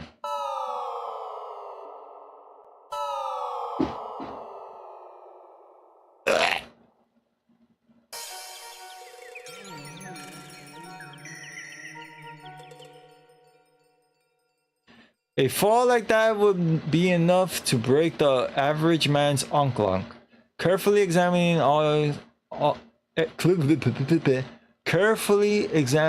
examination of yours reveals severe damage. The delicate instrument was smashed by the fall. You discarded it here without learning of its dangerous cargo, nor realizing you have inadvertently kept the world's most valuable secret from falling into enemies' hands. Get stick. You can never tell when a nice stout stick like this one will come in handy. All right, let's wait. Let's see.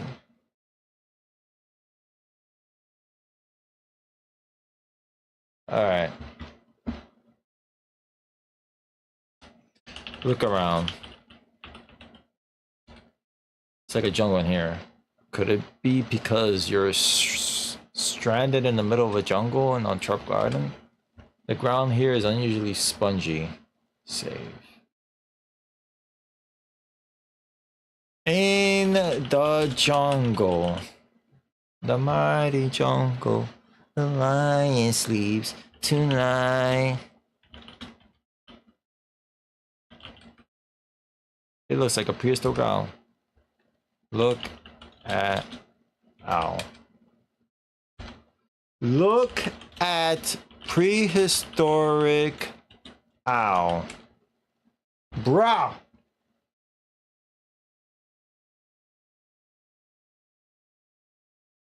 Did I spell it wrong? I didn't spell it wrong.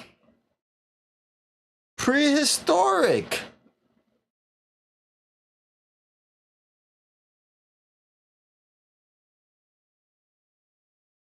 What the frick? Alright, let's see. We could die here many times, so...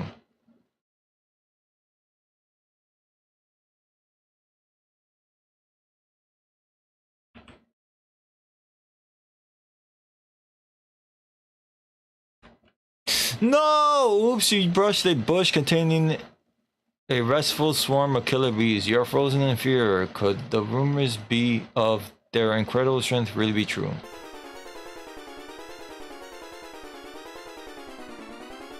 Bruh. Yup.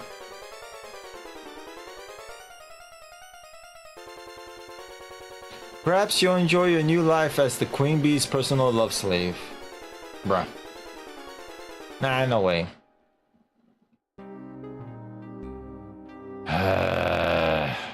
This is why you save.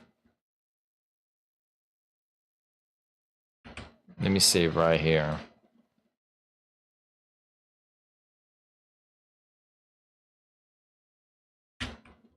Crawl under bush. Good idea. You carefully lower yourself to the slimy ground and attempt to make your way past the dangerous swarm of killer bees.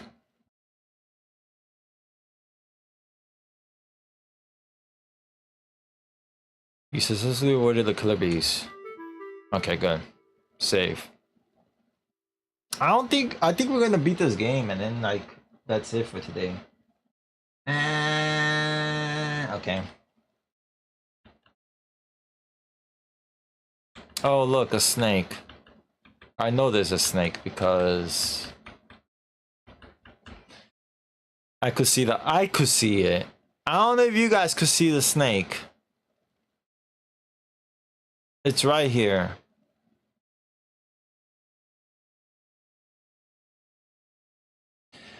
You just attracted the attention of a giant anaconda by walking beneath his waiting coils. Perhaps if you hold very still, he won't notice you. Use stick. You know there's a snake because it's a Sierra game. Yeah, basically. You carefully prepare yourself for oncoming jaws with the stick. Will it work?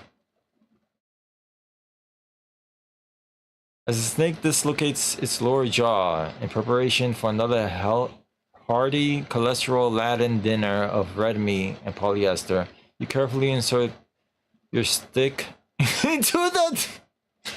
You carefully insert your stick into the distended. Did I butcher that word? Opening. Hey yo. The snake, unable to remove the stick from its jaw and embarrassed by being humiliated before the other jungle creatures, slithers away through the undergrowth to its lair and in early retirement. True story, a lot of my family have a phobia of snakes. I don't. I could look at snakes. Harry's getting to insert his stick. Wow, yeah, I know, right?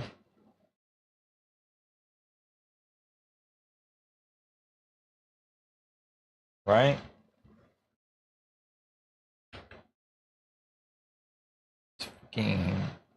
Alright.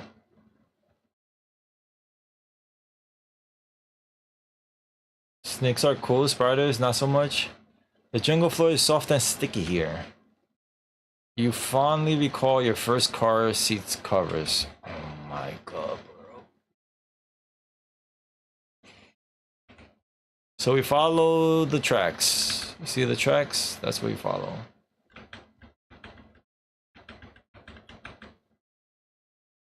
The monkey. There's this little part right here where you hope you get it right. You made it.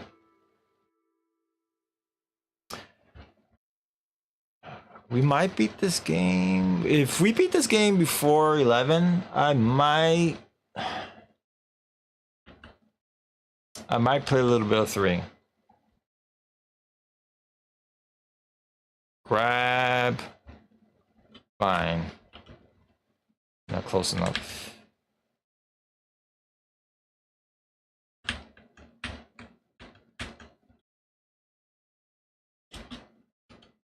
No! Next time you may want to consider using the next vine as well.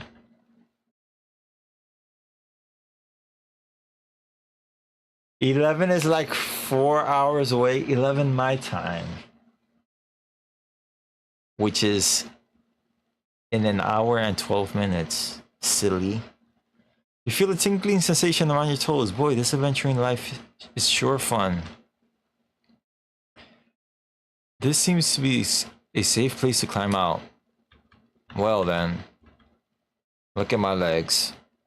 True story! Piranhas do not attack human beings. Gee, those piranhas really work fast. For some reason, your heart just isn't in the game anymore. Not to mention several other organs.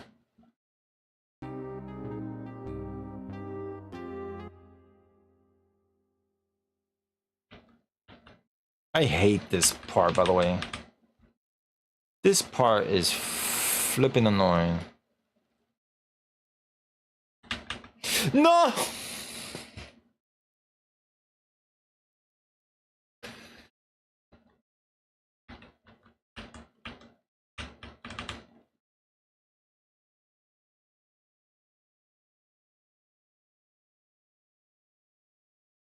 Okay, save right here.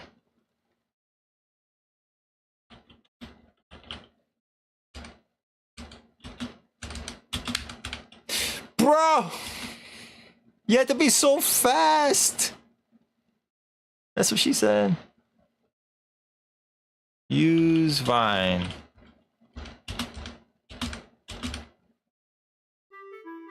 You knew all along you were a swinger. You're so funny. You're so freaking funny.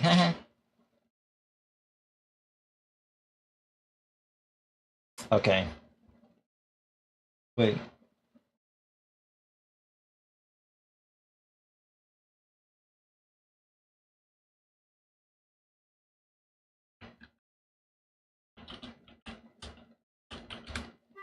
You reach up, grasp the vine firmly, and give it a sharp jerk, yanking it off from the tree branch above you. You carefully coil it up and insert it into your left front pocket. All right. She did not say that? You're sure of it?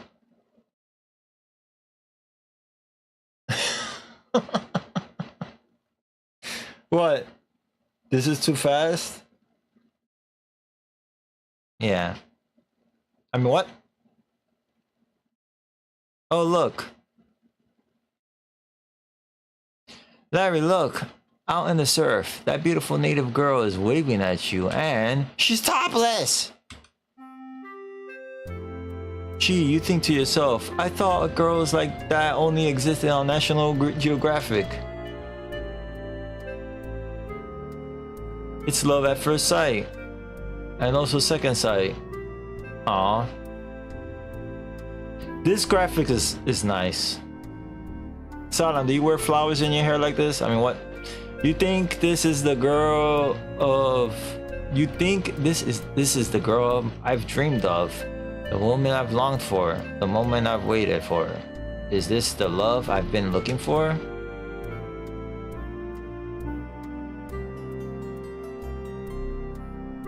But it gotta be a blue flower, okay? Or yellow. Not, I mean, or lavender. You like lavender. I mean, what?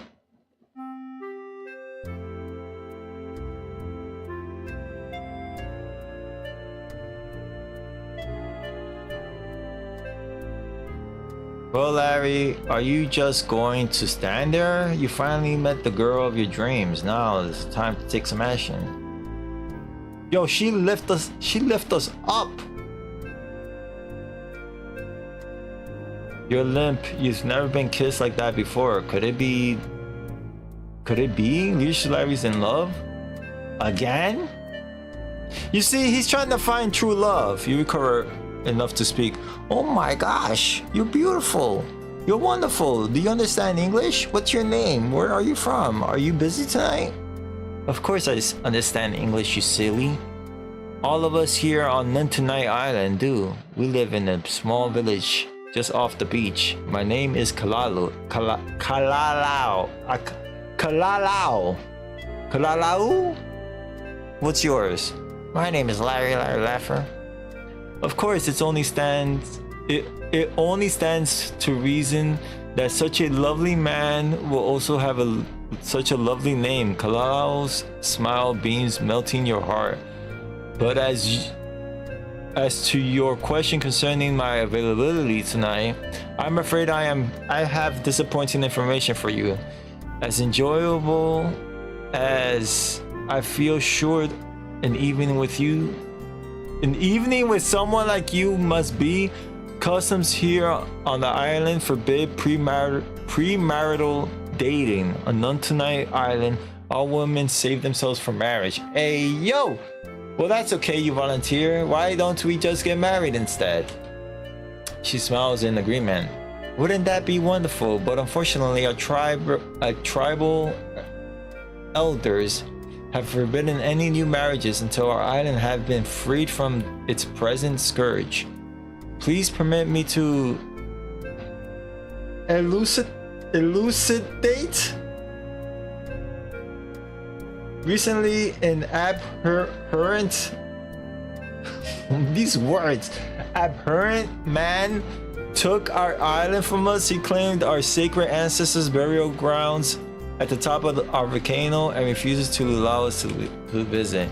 She continues, soon thereafter, our perpetually blue skies turned to fog. While none of us had ever seen snow or ice, suddenly a glacier appears on the slopes of the volcano,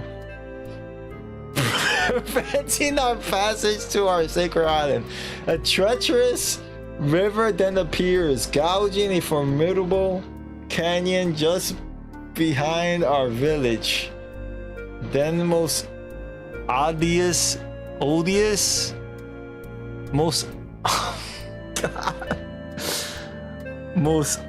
of all, it's probably odious of all. He hypnotizes our most beautiful women, enslaving them in his mountaintop fortress.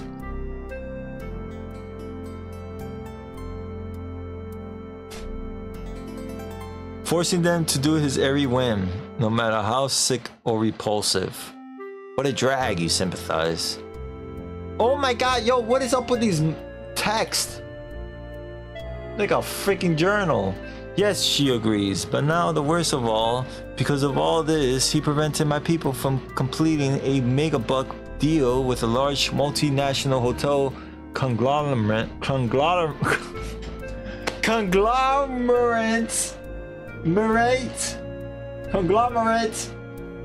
who were prepared to turn this place into the next trendiest tourist trap. We had it bagged. They were going to build a huge casino resort hotel complex right here on this lagoon, provide employment for our lazy men in the growing field of slot machines repairs, and even fund a daycare center. So even though we women would continue to work our normal 16-hour days in the taro patches, at least we wouldn't have to carry our children on our backs. But did it happen?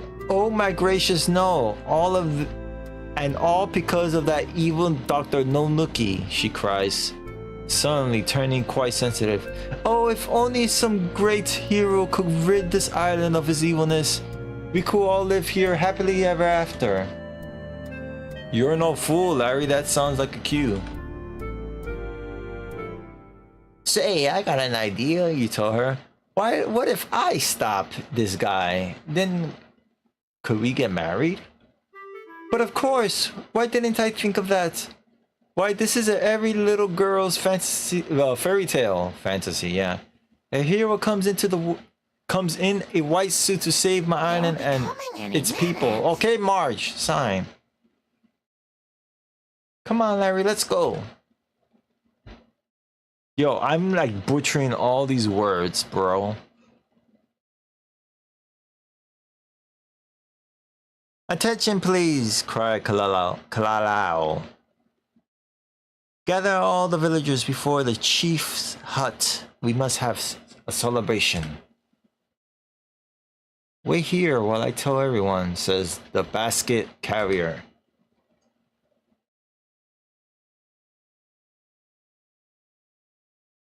Oh, Larry, I hope you will be able to convince my father, the chief, that we should be married, says Kalalao. Sometimes Daddy can have a strange sense of humor. Don't worry, baby, you reassure her. For you, I would cross the burning sands of Sahara. I would climb the highest peak of the Himalayas. I would swim the shark-infested waters of the ocean. Why, I even learned desktop publishing software. My hero. Come on, let's go meet Daddy.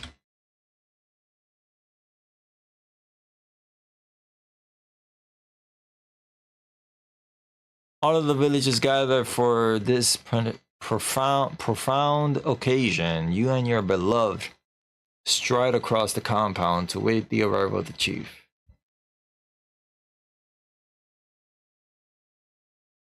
Oh, Daddy! Hey, yo! Shouts Kalalao. Please come out. There is someone here I would like you to meet.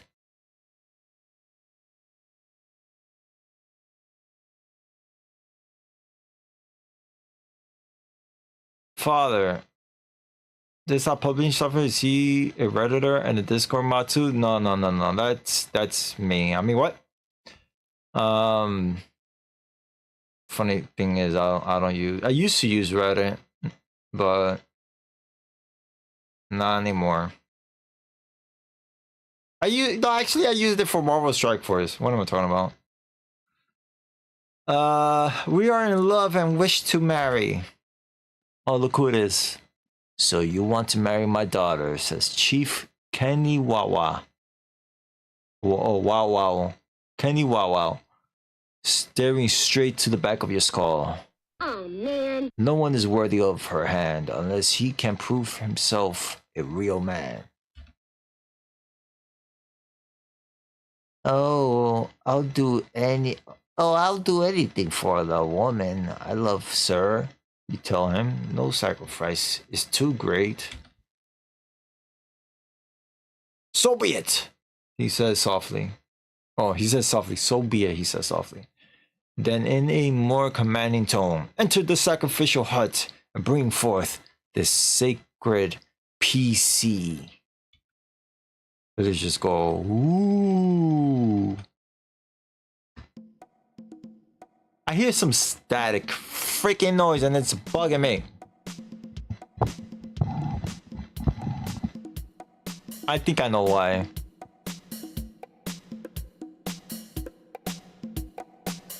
I need an arm extender. Young man, sit before the mighty PC. Prove your manhood by becoming its master. Let me move my mic a little bit. Hold on.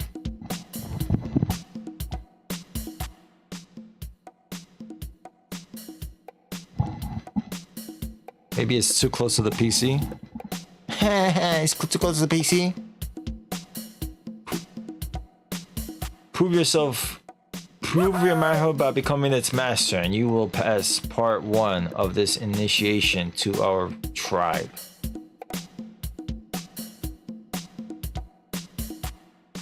But what am I supposed to do, you ask?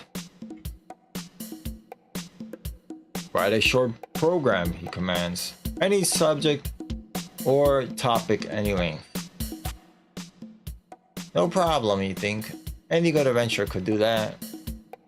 As long as it's assembly language, he smiles. As long as it's assembly language, he smiles confidently and certain of your failure. Villagers gasp. With your heart in your throat, you approach their sacred relic. Is it least significant bite first? You wonder.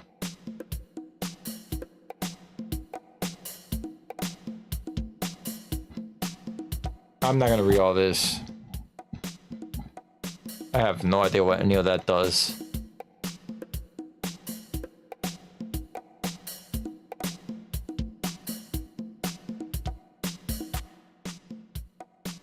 What?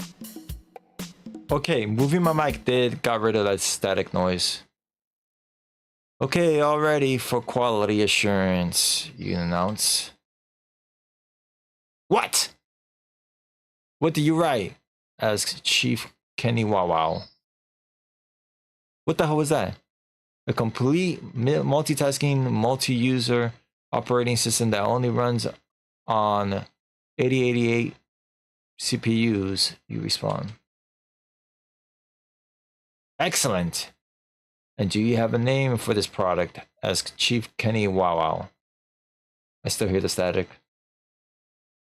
Why, Youthnix, of course. What? Perfect, says Chief Kenny Wow. Yo, my bird is making noise. Why? I'll tighten up your code later. Now follow me and I'll lead you to the secret path. The way known only to card-carrying villagers, and path that will lead you to the sacred burial ground of our ancestors. The one and only way to the top of Nantonite's volcano. Rid this island of the evil Dr. Nonuki, and Kalalao will be your wife. Let's just go. Ah. I'm like trying to move my mic so it's not. I think it's because this is right here.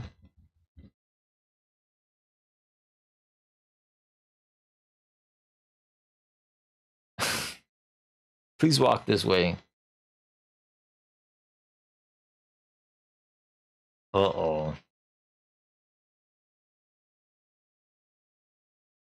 I'm gonna wait for this.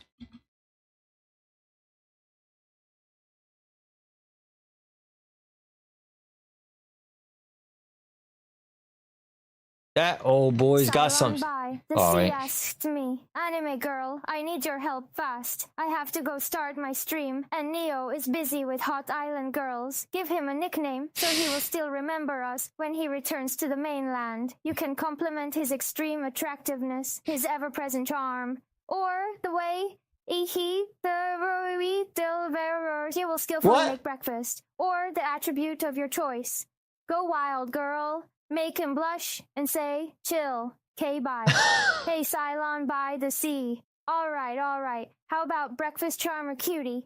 It captures Neo's unmatched breakfast skills, his magnetic charm, and of course, that irresistible attractiveness. He's gonna be blushing like crazy when he hears it. Now go rock that stream, and don't forget to remind Neo he's our one and only cutie patootie when he's back. Bye! Bye! Thank you for asking Anime Girl. Or telling Anime Girl to give me a nickname. That's like nickname what? Number 20 or something? That old boy's got some sense of balance. Here we are, son. Yeah, she got overwhelmed. Here we are, son, says Chief Kenny Wow. This is the secret of my people. The way to our sacred volcano right across this chasm. Some secret, any fool could see that. Kenny Wow continues, of course, any fool can see that. What's important is, and have a fun, it's good to see you streaming again. Oh well, you're gonna stream. So it's I'll catch you on. Kenny Wow continues. Of course, any fool could see that. I was gonna say it's good to see you streaming again after such a long break. That's what I was gonna say, but I stumbled my freaking words like a dingus. What's important is you must cross this chasm, climb the recent icy glacier, walk this tremendous path, treacherous path, and penetrate the impenetrable fortress of Dr. Nonuki. By the way, did I mention that my daughter's a virgin? Oh my god, bro. Okay, catch you later, he says. I must go lead the village's afternoon aerobics class. Have a nice day. Alright, Cylon. I'll catch you later.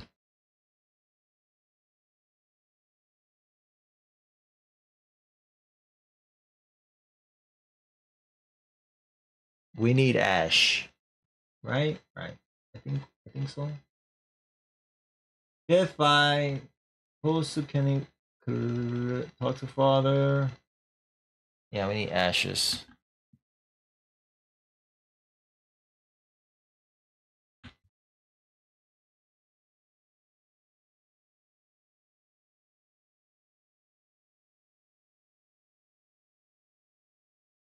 Get ashes. I'm not close enough. I'm right here. What do you mean I'm not close enough? You bend over the fire pit and scoop up huge handfuls of ashes, completely filling all your pockets with them. This might freaking... Where I get... Oh shoot, wait. We need sand.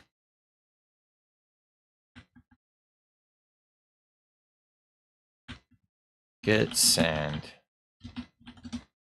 You bend over and scoop up a handful of beach sand and put it in your pocket.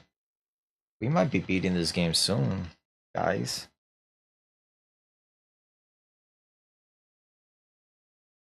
Okay. Will we get a score of 500? Maybe.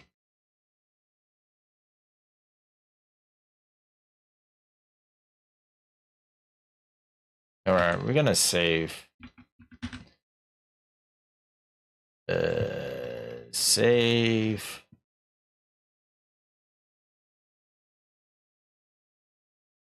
Replace. Which one should we replace? We should replace the last one. To the fortress. To the fortress.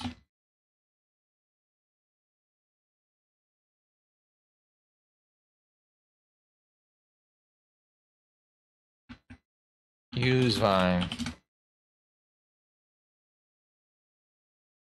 You made it. You set forth to your mission to explore the unknown mountain before you, knowing full well that you will never be able to return this way again. What lies before you? Will you be able to climb the icy glacier? Will you find the evil Doctor mountaintop fortress? Will you destroy the evil Dr. Nonuki? Will you return to your beloved Kalalua? Did you even spell her name? Will you find love? Will you find happiness? Will you stop asking all these questions and get on with the game? Hang on, let's see.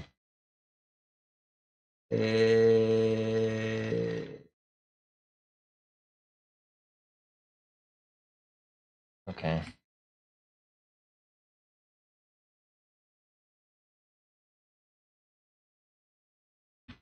Look. Boy, we didn't even look around here. Oops. Hey! Hey! Why is it freaking... Bro, I can't go back. Whatever. Ice everywhere and not a drop to drink. Is it amazing with that hot tropical sun overhead and the temperature somewhere in the 90s? This glacier remains frozen solid. Somewhere off in the distance, you think you hear a low-pitched humming noise, like a large electric motor. How silly. There's no electricity on an uncivilized, isolated tropical island like this. Hey, this ice is slippery. Look out! Ow! Bruh. I keep pressing up, bro. Relax.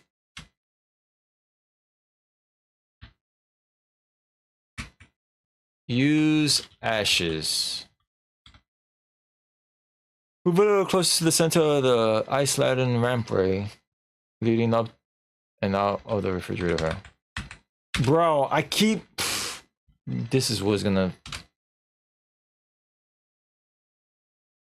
Alright.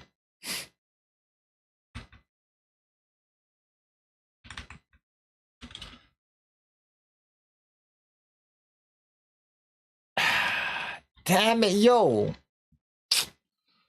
Oh my god, I'm gonna save. This is gonna take me forever.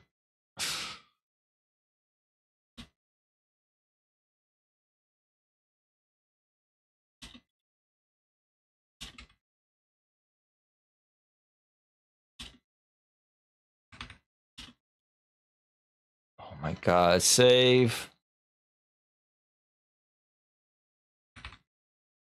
Bro, what is going on? They don't let me freaking restore. Move a little closer to the center.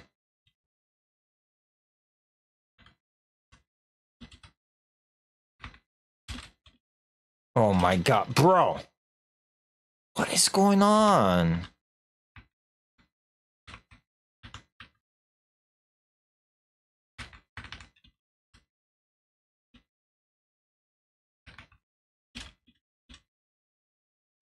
Bro, why I can't do this? This is so annoying. What is going on with this effing game, bro?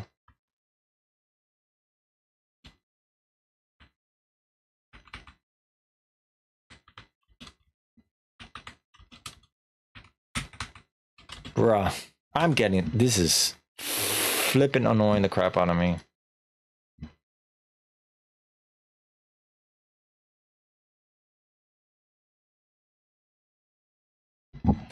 It's like, I don't get it. This flipping game is not letting me use the ashes, man.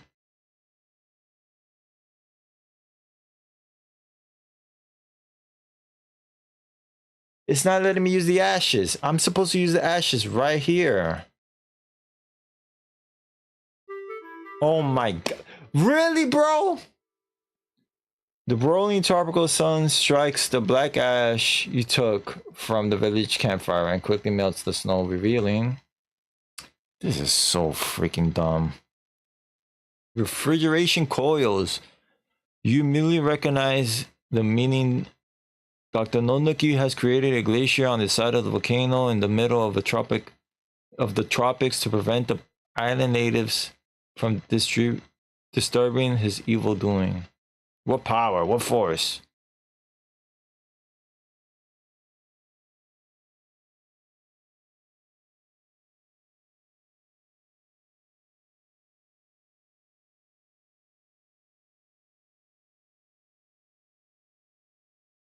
You made it. If you keep this up, you're going to be a hero yet, Larry.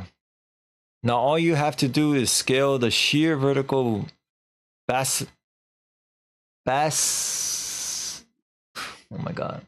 Basaltic cliffs of the volcano. Did I say that right? Reach its crater and attempt to discover an entrance to the evil Dr. Nonuki's impenetrable fortress so you can learn what lies inside. Okay, let's save.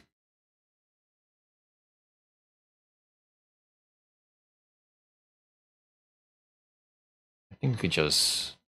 Right? The good thing, I could actually use a mouse to rock diagonally. I should have done that from the freaking get-go, bro.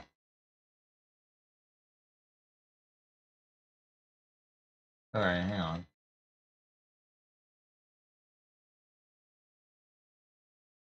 Okay. Hang on, let's see. Oh god, I'm gonna freaking die. This is the part I die all the effing time.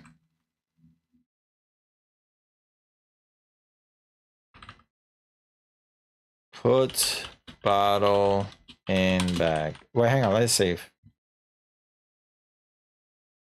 I don't have to walk over here again. Put bottle in bag.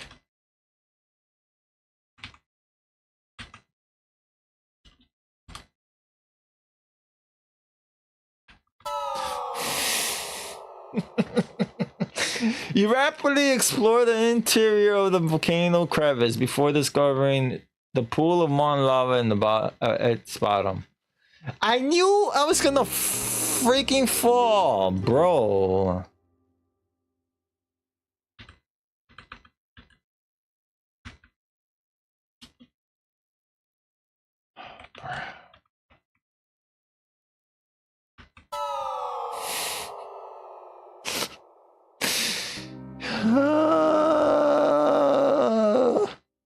You gotta go to that little steam right here. You see that little steam? That's where you need to go. I'm gonna die like 50,000 times.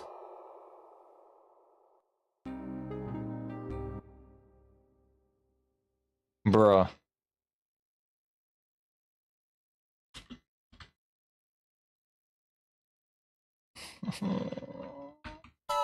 Freak!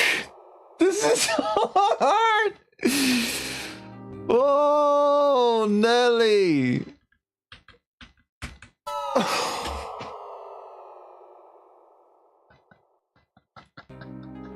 Freaking hell, man!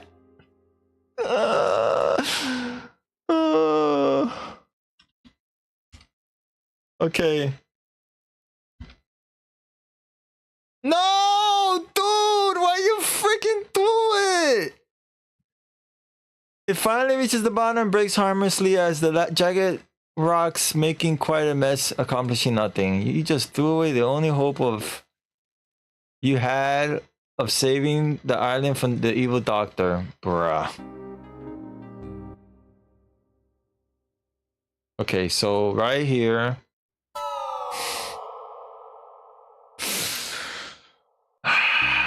Bro.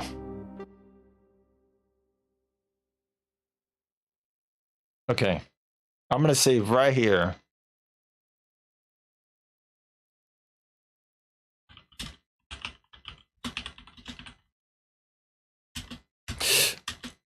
Bruh.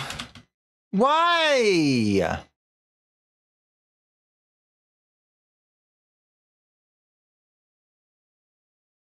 Put bottle in bag. Bro!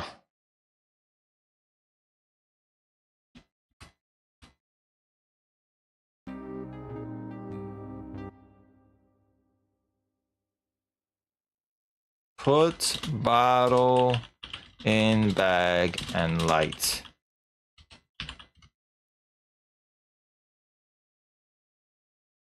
This freaking moron keeps throwing the damn...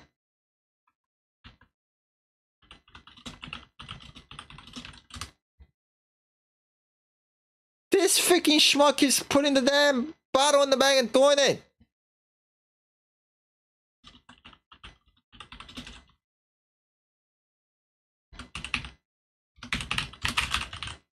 Why is not make... Yo, bruh. What is going on?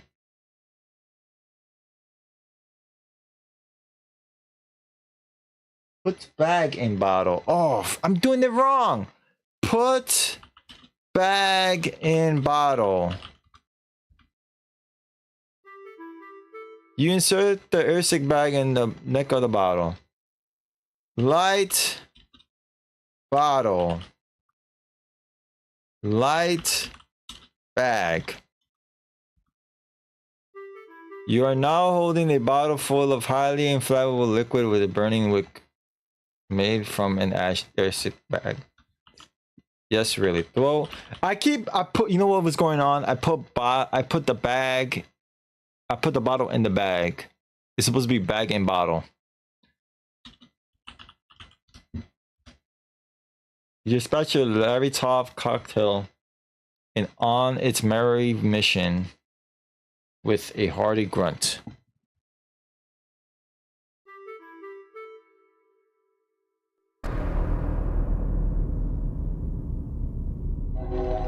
You feel a deep rumble as your homemade bomb explodes, weakening an old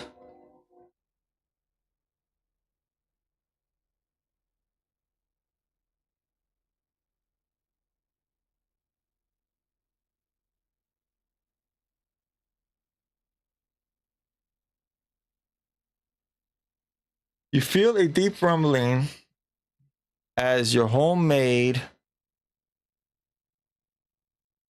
bomb explodes, weakening an old lava tube deep within the earth. This could be extremely dangerous. The force of the explosion has also caused an elevator door to open.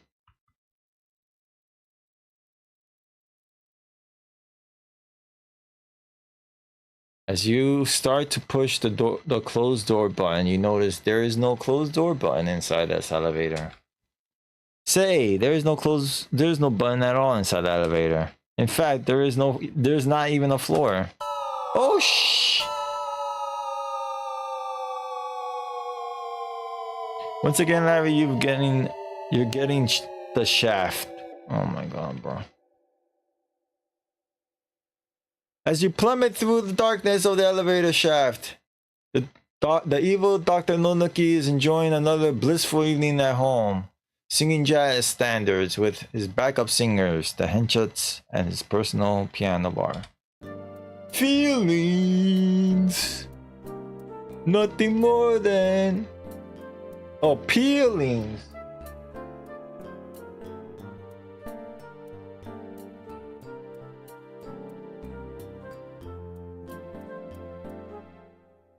Suddenly you explode from the elevator shaft onto the scene.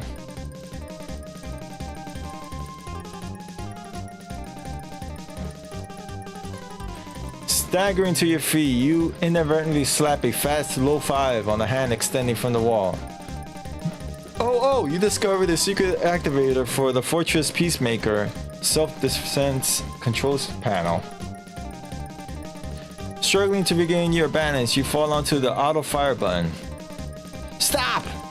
Dr. Nonuki screams Dr. Nonuki, but it's too late.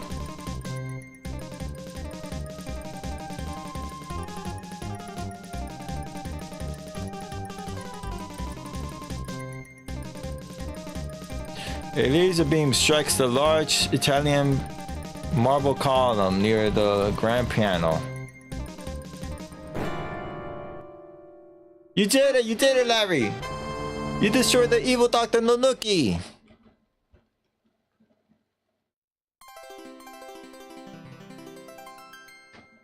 He's going to heaven? No, he's going to hell.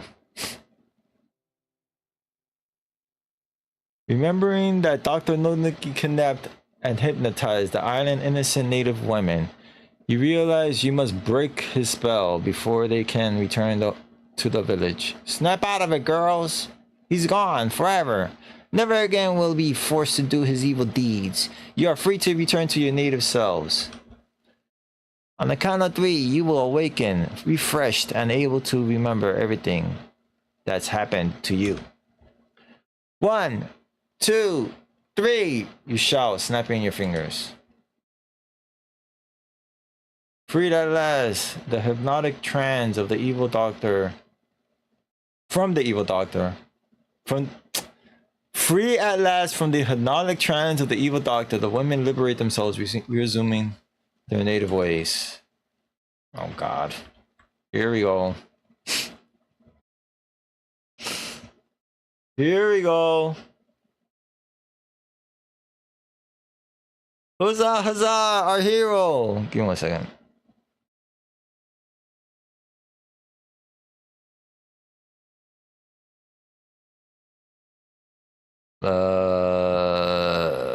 Mental pro favors.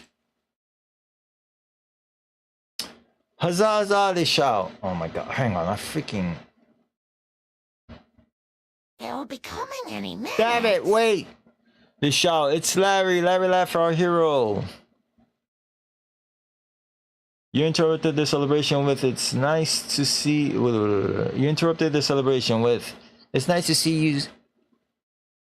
You interrupted their celebration with, it's nice of you to say so, but we must leave here immediately. I have forced the elevator door open by dropping a bomb into the volcano, and I'm afraid it may erupt any moment. Where's the radio telephone? It's right behind you. Oh, you counter. I knew that. You grab the telephone and press the big talk button. Mayday, mayday, this is Big Laugher calling. Can I get a copy of any good buddy? What? You often slip back into the 70s without even knowing. I didn't. Catching your souls, you continue. I'm inside Nuntanite Island. Yeah, Nuntanite Island. Volcano, in a fortress hollowed out of solid rock and filled with beautiful, oversexed women recently stripped to the waist. I just killed a maniacal, power-hungry, money-grubbing scientist who was trying to grab my uncle.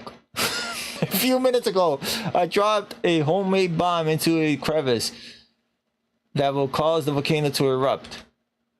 Did you realize how stupid you sound? Is anybody listening? Over. I should wait until commercial... I should wait until the commercial break happens. That way you guys see the ending. And I really need to go to the bathroom. So give me... I mean, we are going to probably end soon, but... Let me go to the bathroom really quick. Let me wait until the ads happen and then we'll finish this. Because I don't want the ads to happen and then the ending is happening. You get me? Does that make sense? I really need to use the bathroom, so I'll be right back. I'll be right back. Sorry, I have to go to the bathroom. Oh man.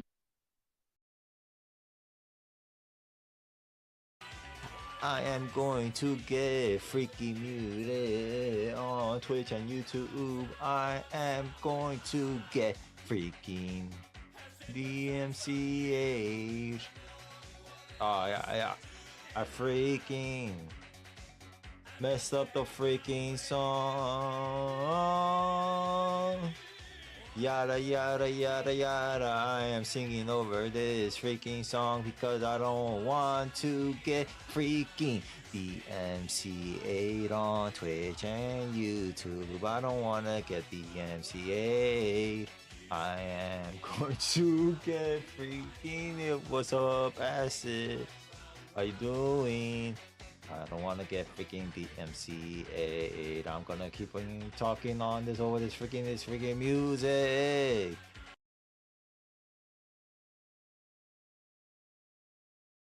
To the window, to the wall.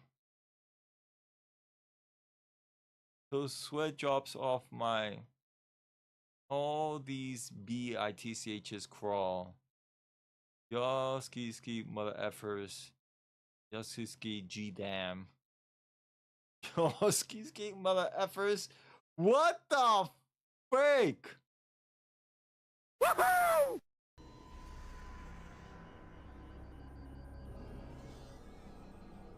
Oh freak, hang on. No! I pressed the wrong thing! Freaking hell! Alright, I'm back, sorry. Alright, let's finish this. Crackle, pop. His crackle pop, what is this? Rice Krispie treats? His crackle pop. You almost received a breakfast cereal commercial. Oh my god. I really had to go to the bathroom. My apologies, guys. Roger, big laugher. Recopy. What kind of help do you need? Over. Hey, who is this? Are you nearby? Can you come immediately over? This is Dwayne Barker of Software Illustrated magazine. We're right below you on the beach at Nuntulite Island, shooting our annual swimsuit issue. We'll be glad to fly up in our helicopter to rescue you. Is there any way you can create some sort of signal to let us know where you are? Over. You glance at the large computer panel to the right. How about if I have some palm trees and make a cloud of fog to surround the island? Then turn off the island's main waterfall and open a gigantic hangar door in the side of the volcano. Over. Yeah, I guess that ought to do it, he replies. See you in 2 minutes. Over and out. Over and out, good buddy. You have a little trouble deciphering the control panel for the island's camouflage system. Anybody know how to work this fog machine, you ask? Oh, what the hell? Pushing everything at once couldn't hurt. Oh, great hero of our island, says one of the women. Come over here. Allow us to give you a proper, triumphant return to our people.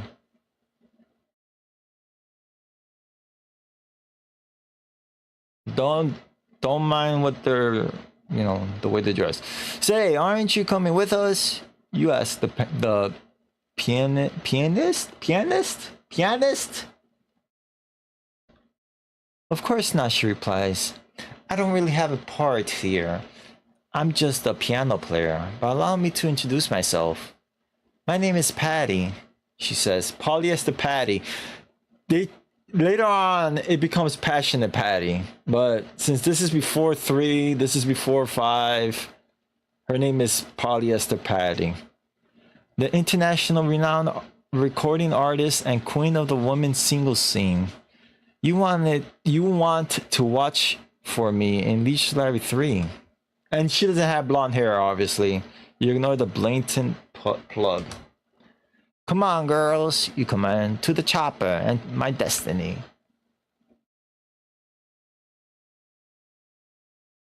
We are going to be playing 3, but it looks like we're going to be playing 3 next week on Monday. Hey, watch out. Clumsy.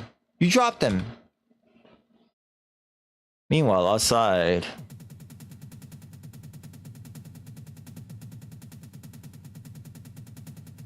Now I'm cold again. Yo, this AC is too good.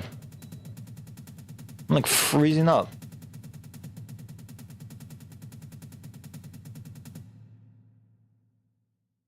Oh.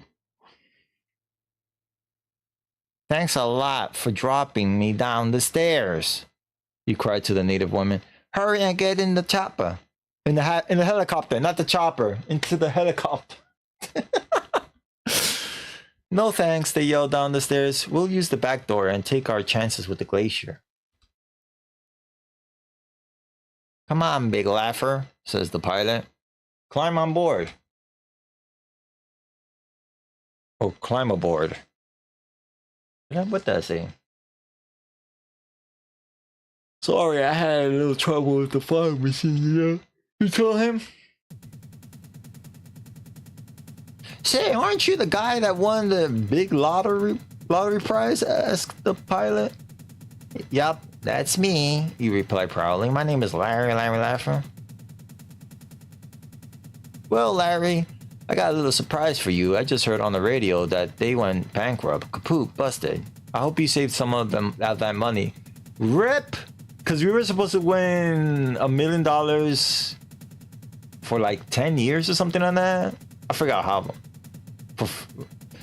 It doesn't matter, you sir. I had the love of a beautiful woman, and we can live here on this wonderful island for the rest of our lives. Why do I need money? I'll give her my leisure suit for moo. A what? Yo, we got 500 points.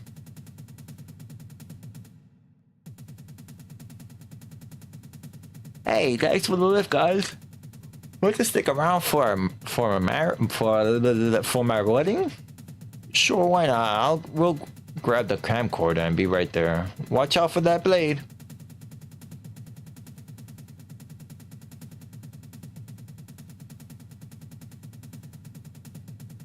Hi, Larry. What took you so long?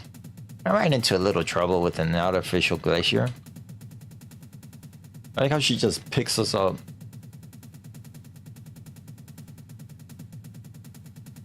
You did it, Kalala. I did it, Kalalau. I really did it. Dr. Nookie is no more. His evil spell is broken. The glacier is melting away, and your women are again free. Once again, peace reigns over this beautiful island. Let's find your father and get married immediately.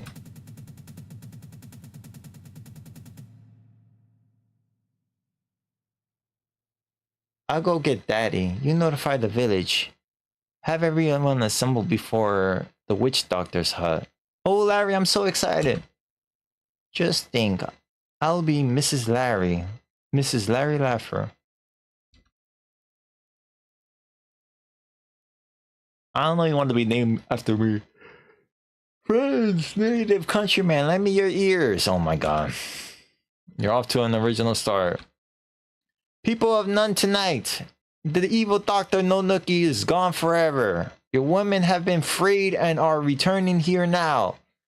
And you are again free to travel wherever you wish. Since I have met all of the conditions of Chief Kenny Wawau, Kalalau and I will be married. Please assemble the wedding. Well, please assemble for the wedding. You hear the muffled sounds of cheers.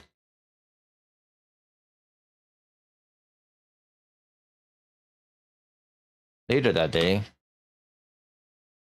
the entire village has turned out for the wedding of their princess Kalalau to the white-suited stranger.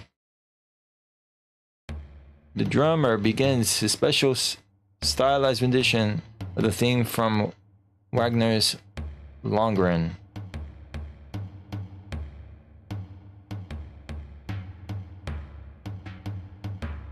Yo! The witch doctor is waiting for you. Is waiting. You move into position to await the entrance of your Betroth. But what? The what? I can't even read that.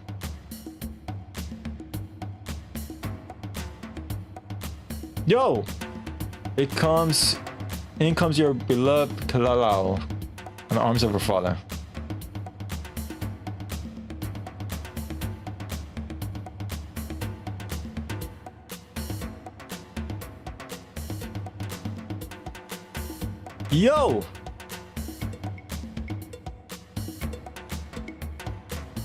Who gives this woman to marry this man? That'd be me, says Chief Kenny Wow.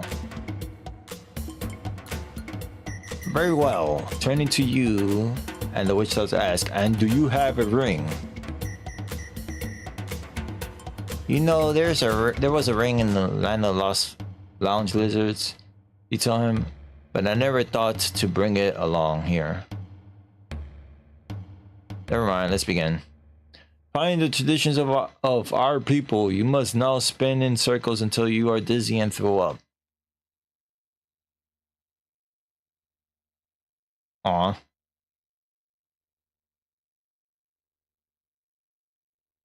What the?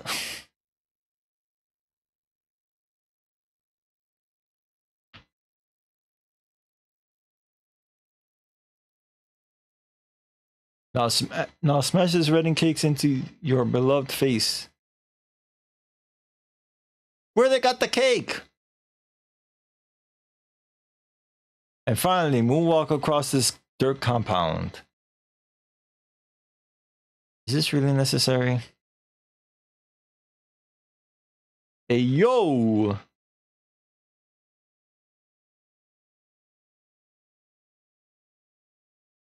You may kiss the bride. Aw. Villagers just go out. Ah! They got on the bike. Now, Larry, we'd like to welcome you to our family. Look at it this way. You now have a village full of in-laws. But they got the camera, bruh. Yo, this ending is mad long. How nice. Qué lindo. Larry, my son, at this time, I would like to give you a special wedding present in my hut. Please walk this way. You think if I walked that way, I'd be a Montreux. Don't all witch doctor huts look alike? Just a moment, Larry, while I ready this special preparation. The running gag is all the bars looks the same. What the hell? Alright, son, come on over here.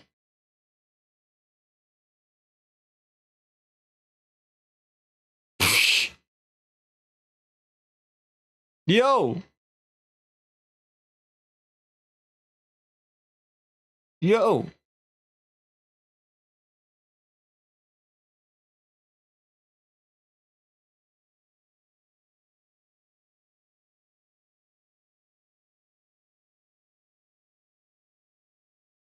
Gee, you exclaim, that's some powerful stuff.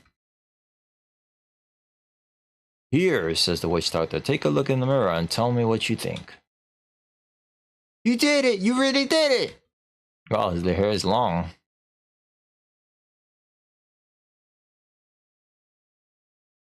This is great! I look like a young man again. I'm stranded in paradise, broke but happy.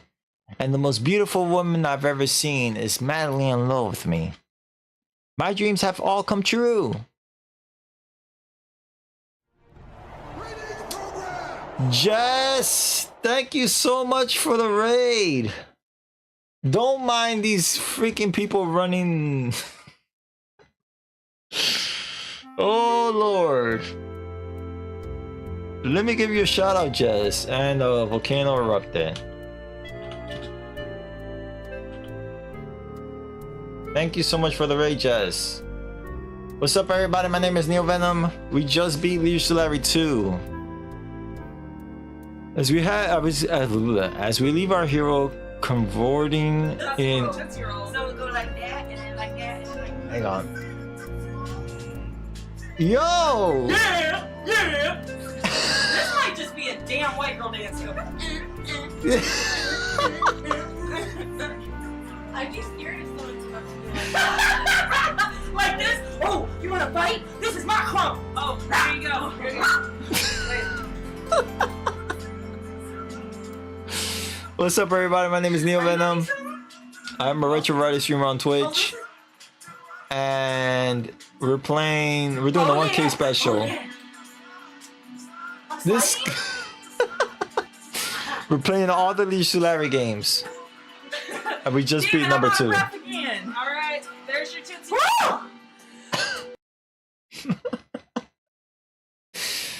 That was a cool clip. But welcome, everybody. So we just beat number 2.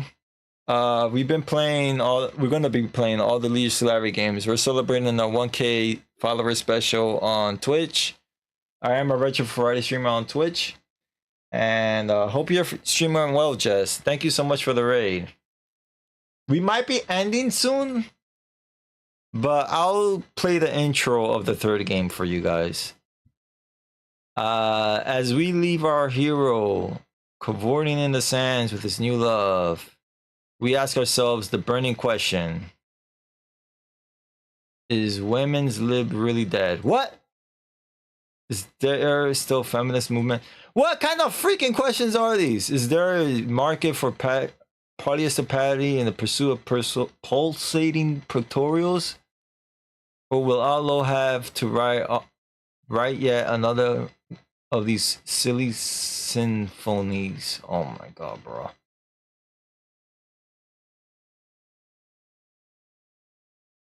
Don't mind what they're doing, the wrestling.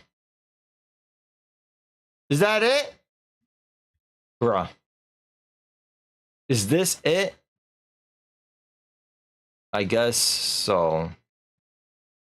Alright, I'll play the intro for the next game. Mount C Game Sierra Leash Larry 3. And then, whoops. I'll play the intro.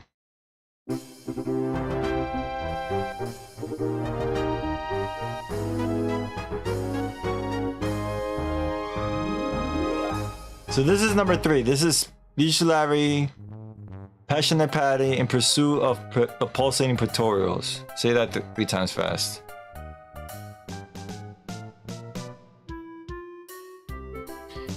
Since we last saw our interpret hero Larry Laffer cavorting merrily with his newly found— oh my god, I went too fast!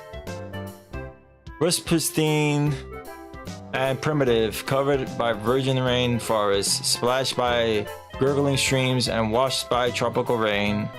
None tonight has discovered and been discovered by— bro, this is too fast! The village eagers to share their Stone Age style life united themselves by formally Native Inc. to protect their interests and develop their island, realizing they were sitting on a yuppie dream of Inc. of gold they could mine through the tourists. They took corresponding courses in business management and public administration and sales marketing. Did we freaking skip the— oh my god, bruh! We skipped the damn effing intro. Oh my lord, bro.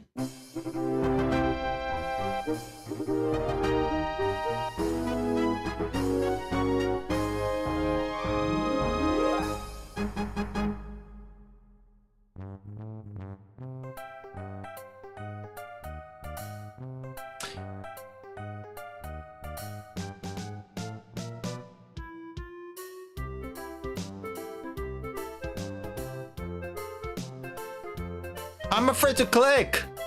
I don't want to click. I don't want to freaking click, because if I click, next thing you know, the damn intro disappears.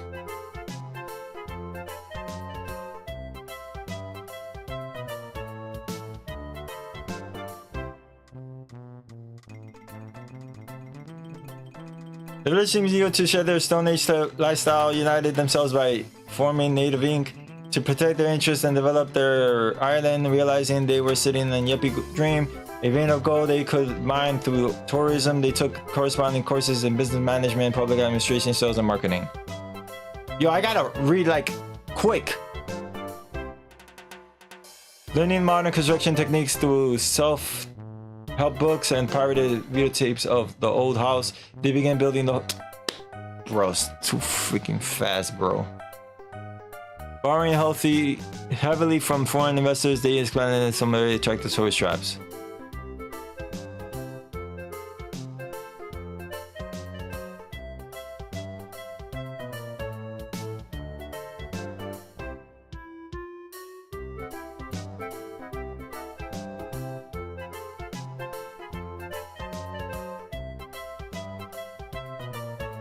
By growth, they really exploded when they discovered the holy grail of modern marketing, and the wonder of timeshare.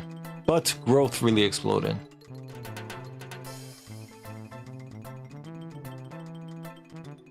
So just to give a little backstory, Liege Solari was looking for love in #1. Our civilization, who would want real palm trees? Damn it! Welcome to Paradise of the Pacific, the all new, all improved, totally yippified, cause bruh. This is too fast. So just to give a little backstory, Liege Solari was looking for love in part 1. He thought he found it, but then the woman was like, yo, I don't know who the hell you are, get out of my face. So then in part 2, that was the end of part 1, he thought he found true love by a girl named Eve. In the beginning of part 2, he met up with Eve, but then unfortunately Eve said get lost. So then he won this cruise ship and lottery, took a cruise ship to who knows where, took a lifeboat to who knows where, and then he crash landed onto this island that he's in now. Island None Tonight. It's called None Tonight Island. So he then, as you saw in the beginning of the game, he got married and he thought that he found true love. But yeah. So unfortunately, I don't have enough time to play this game. However, I am going to be playing this game next week on Monday. We're gonna be playing all the Liege Solari games. We're gonna be playing level 1, 2, 3, 5, 6, 7. Casino, Magna Cum Laude, Box Office Bust, Wet Dreams Don't Drive, Wet Dreams Drive Twice. We're doing this the whole week next week. We started on Monday, and today is day 5. But thank you all. Thank you so much for the raids from Burst and Jess. Thank you all for tuning in. I really appreciate it. I'm sorry to cut it so short after a raid, but it is that time. It's almost 11 my time. So yeah. Thank you all for tuning in. I do appreciate it. And I hope to see you guys next week, Monday, all right? We are going to raise Cylon. She was here earlier. She just got back from streaming, so we're going to be raiding Cylon. And yeah, see you guys later, all right? Have a good night. Peace. Latest.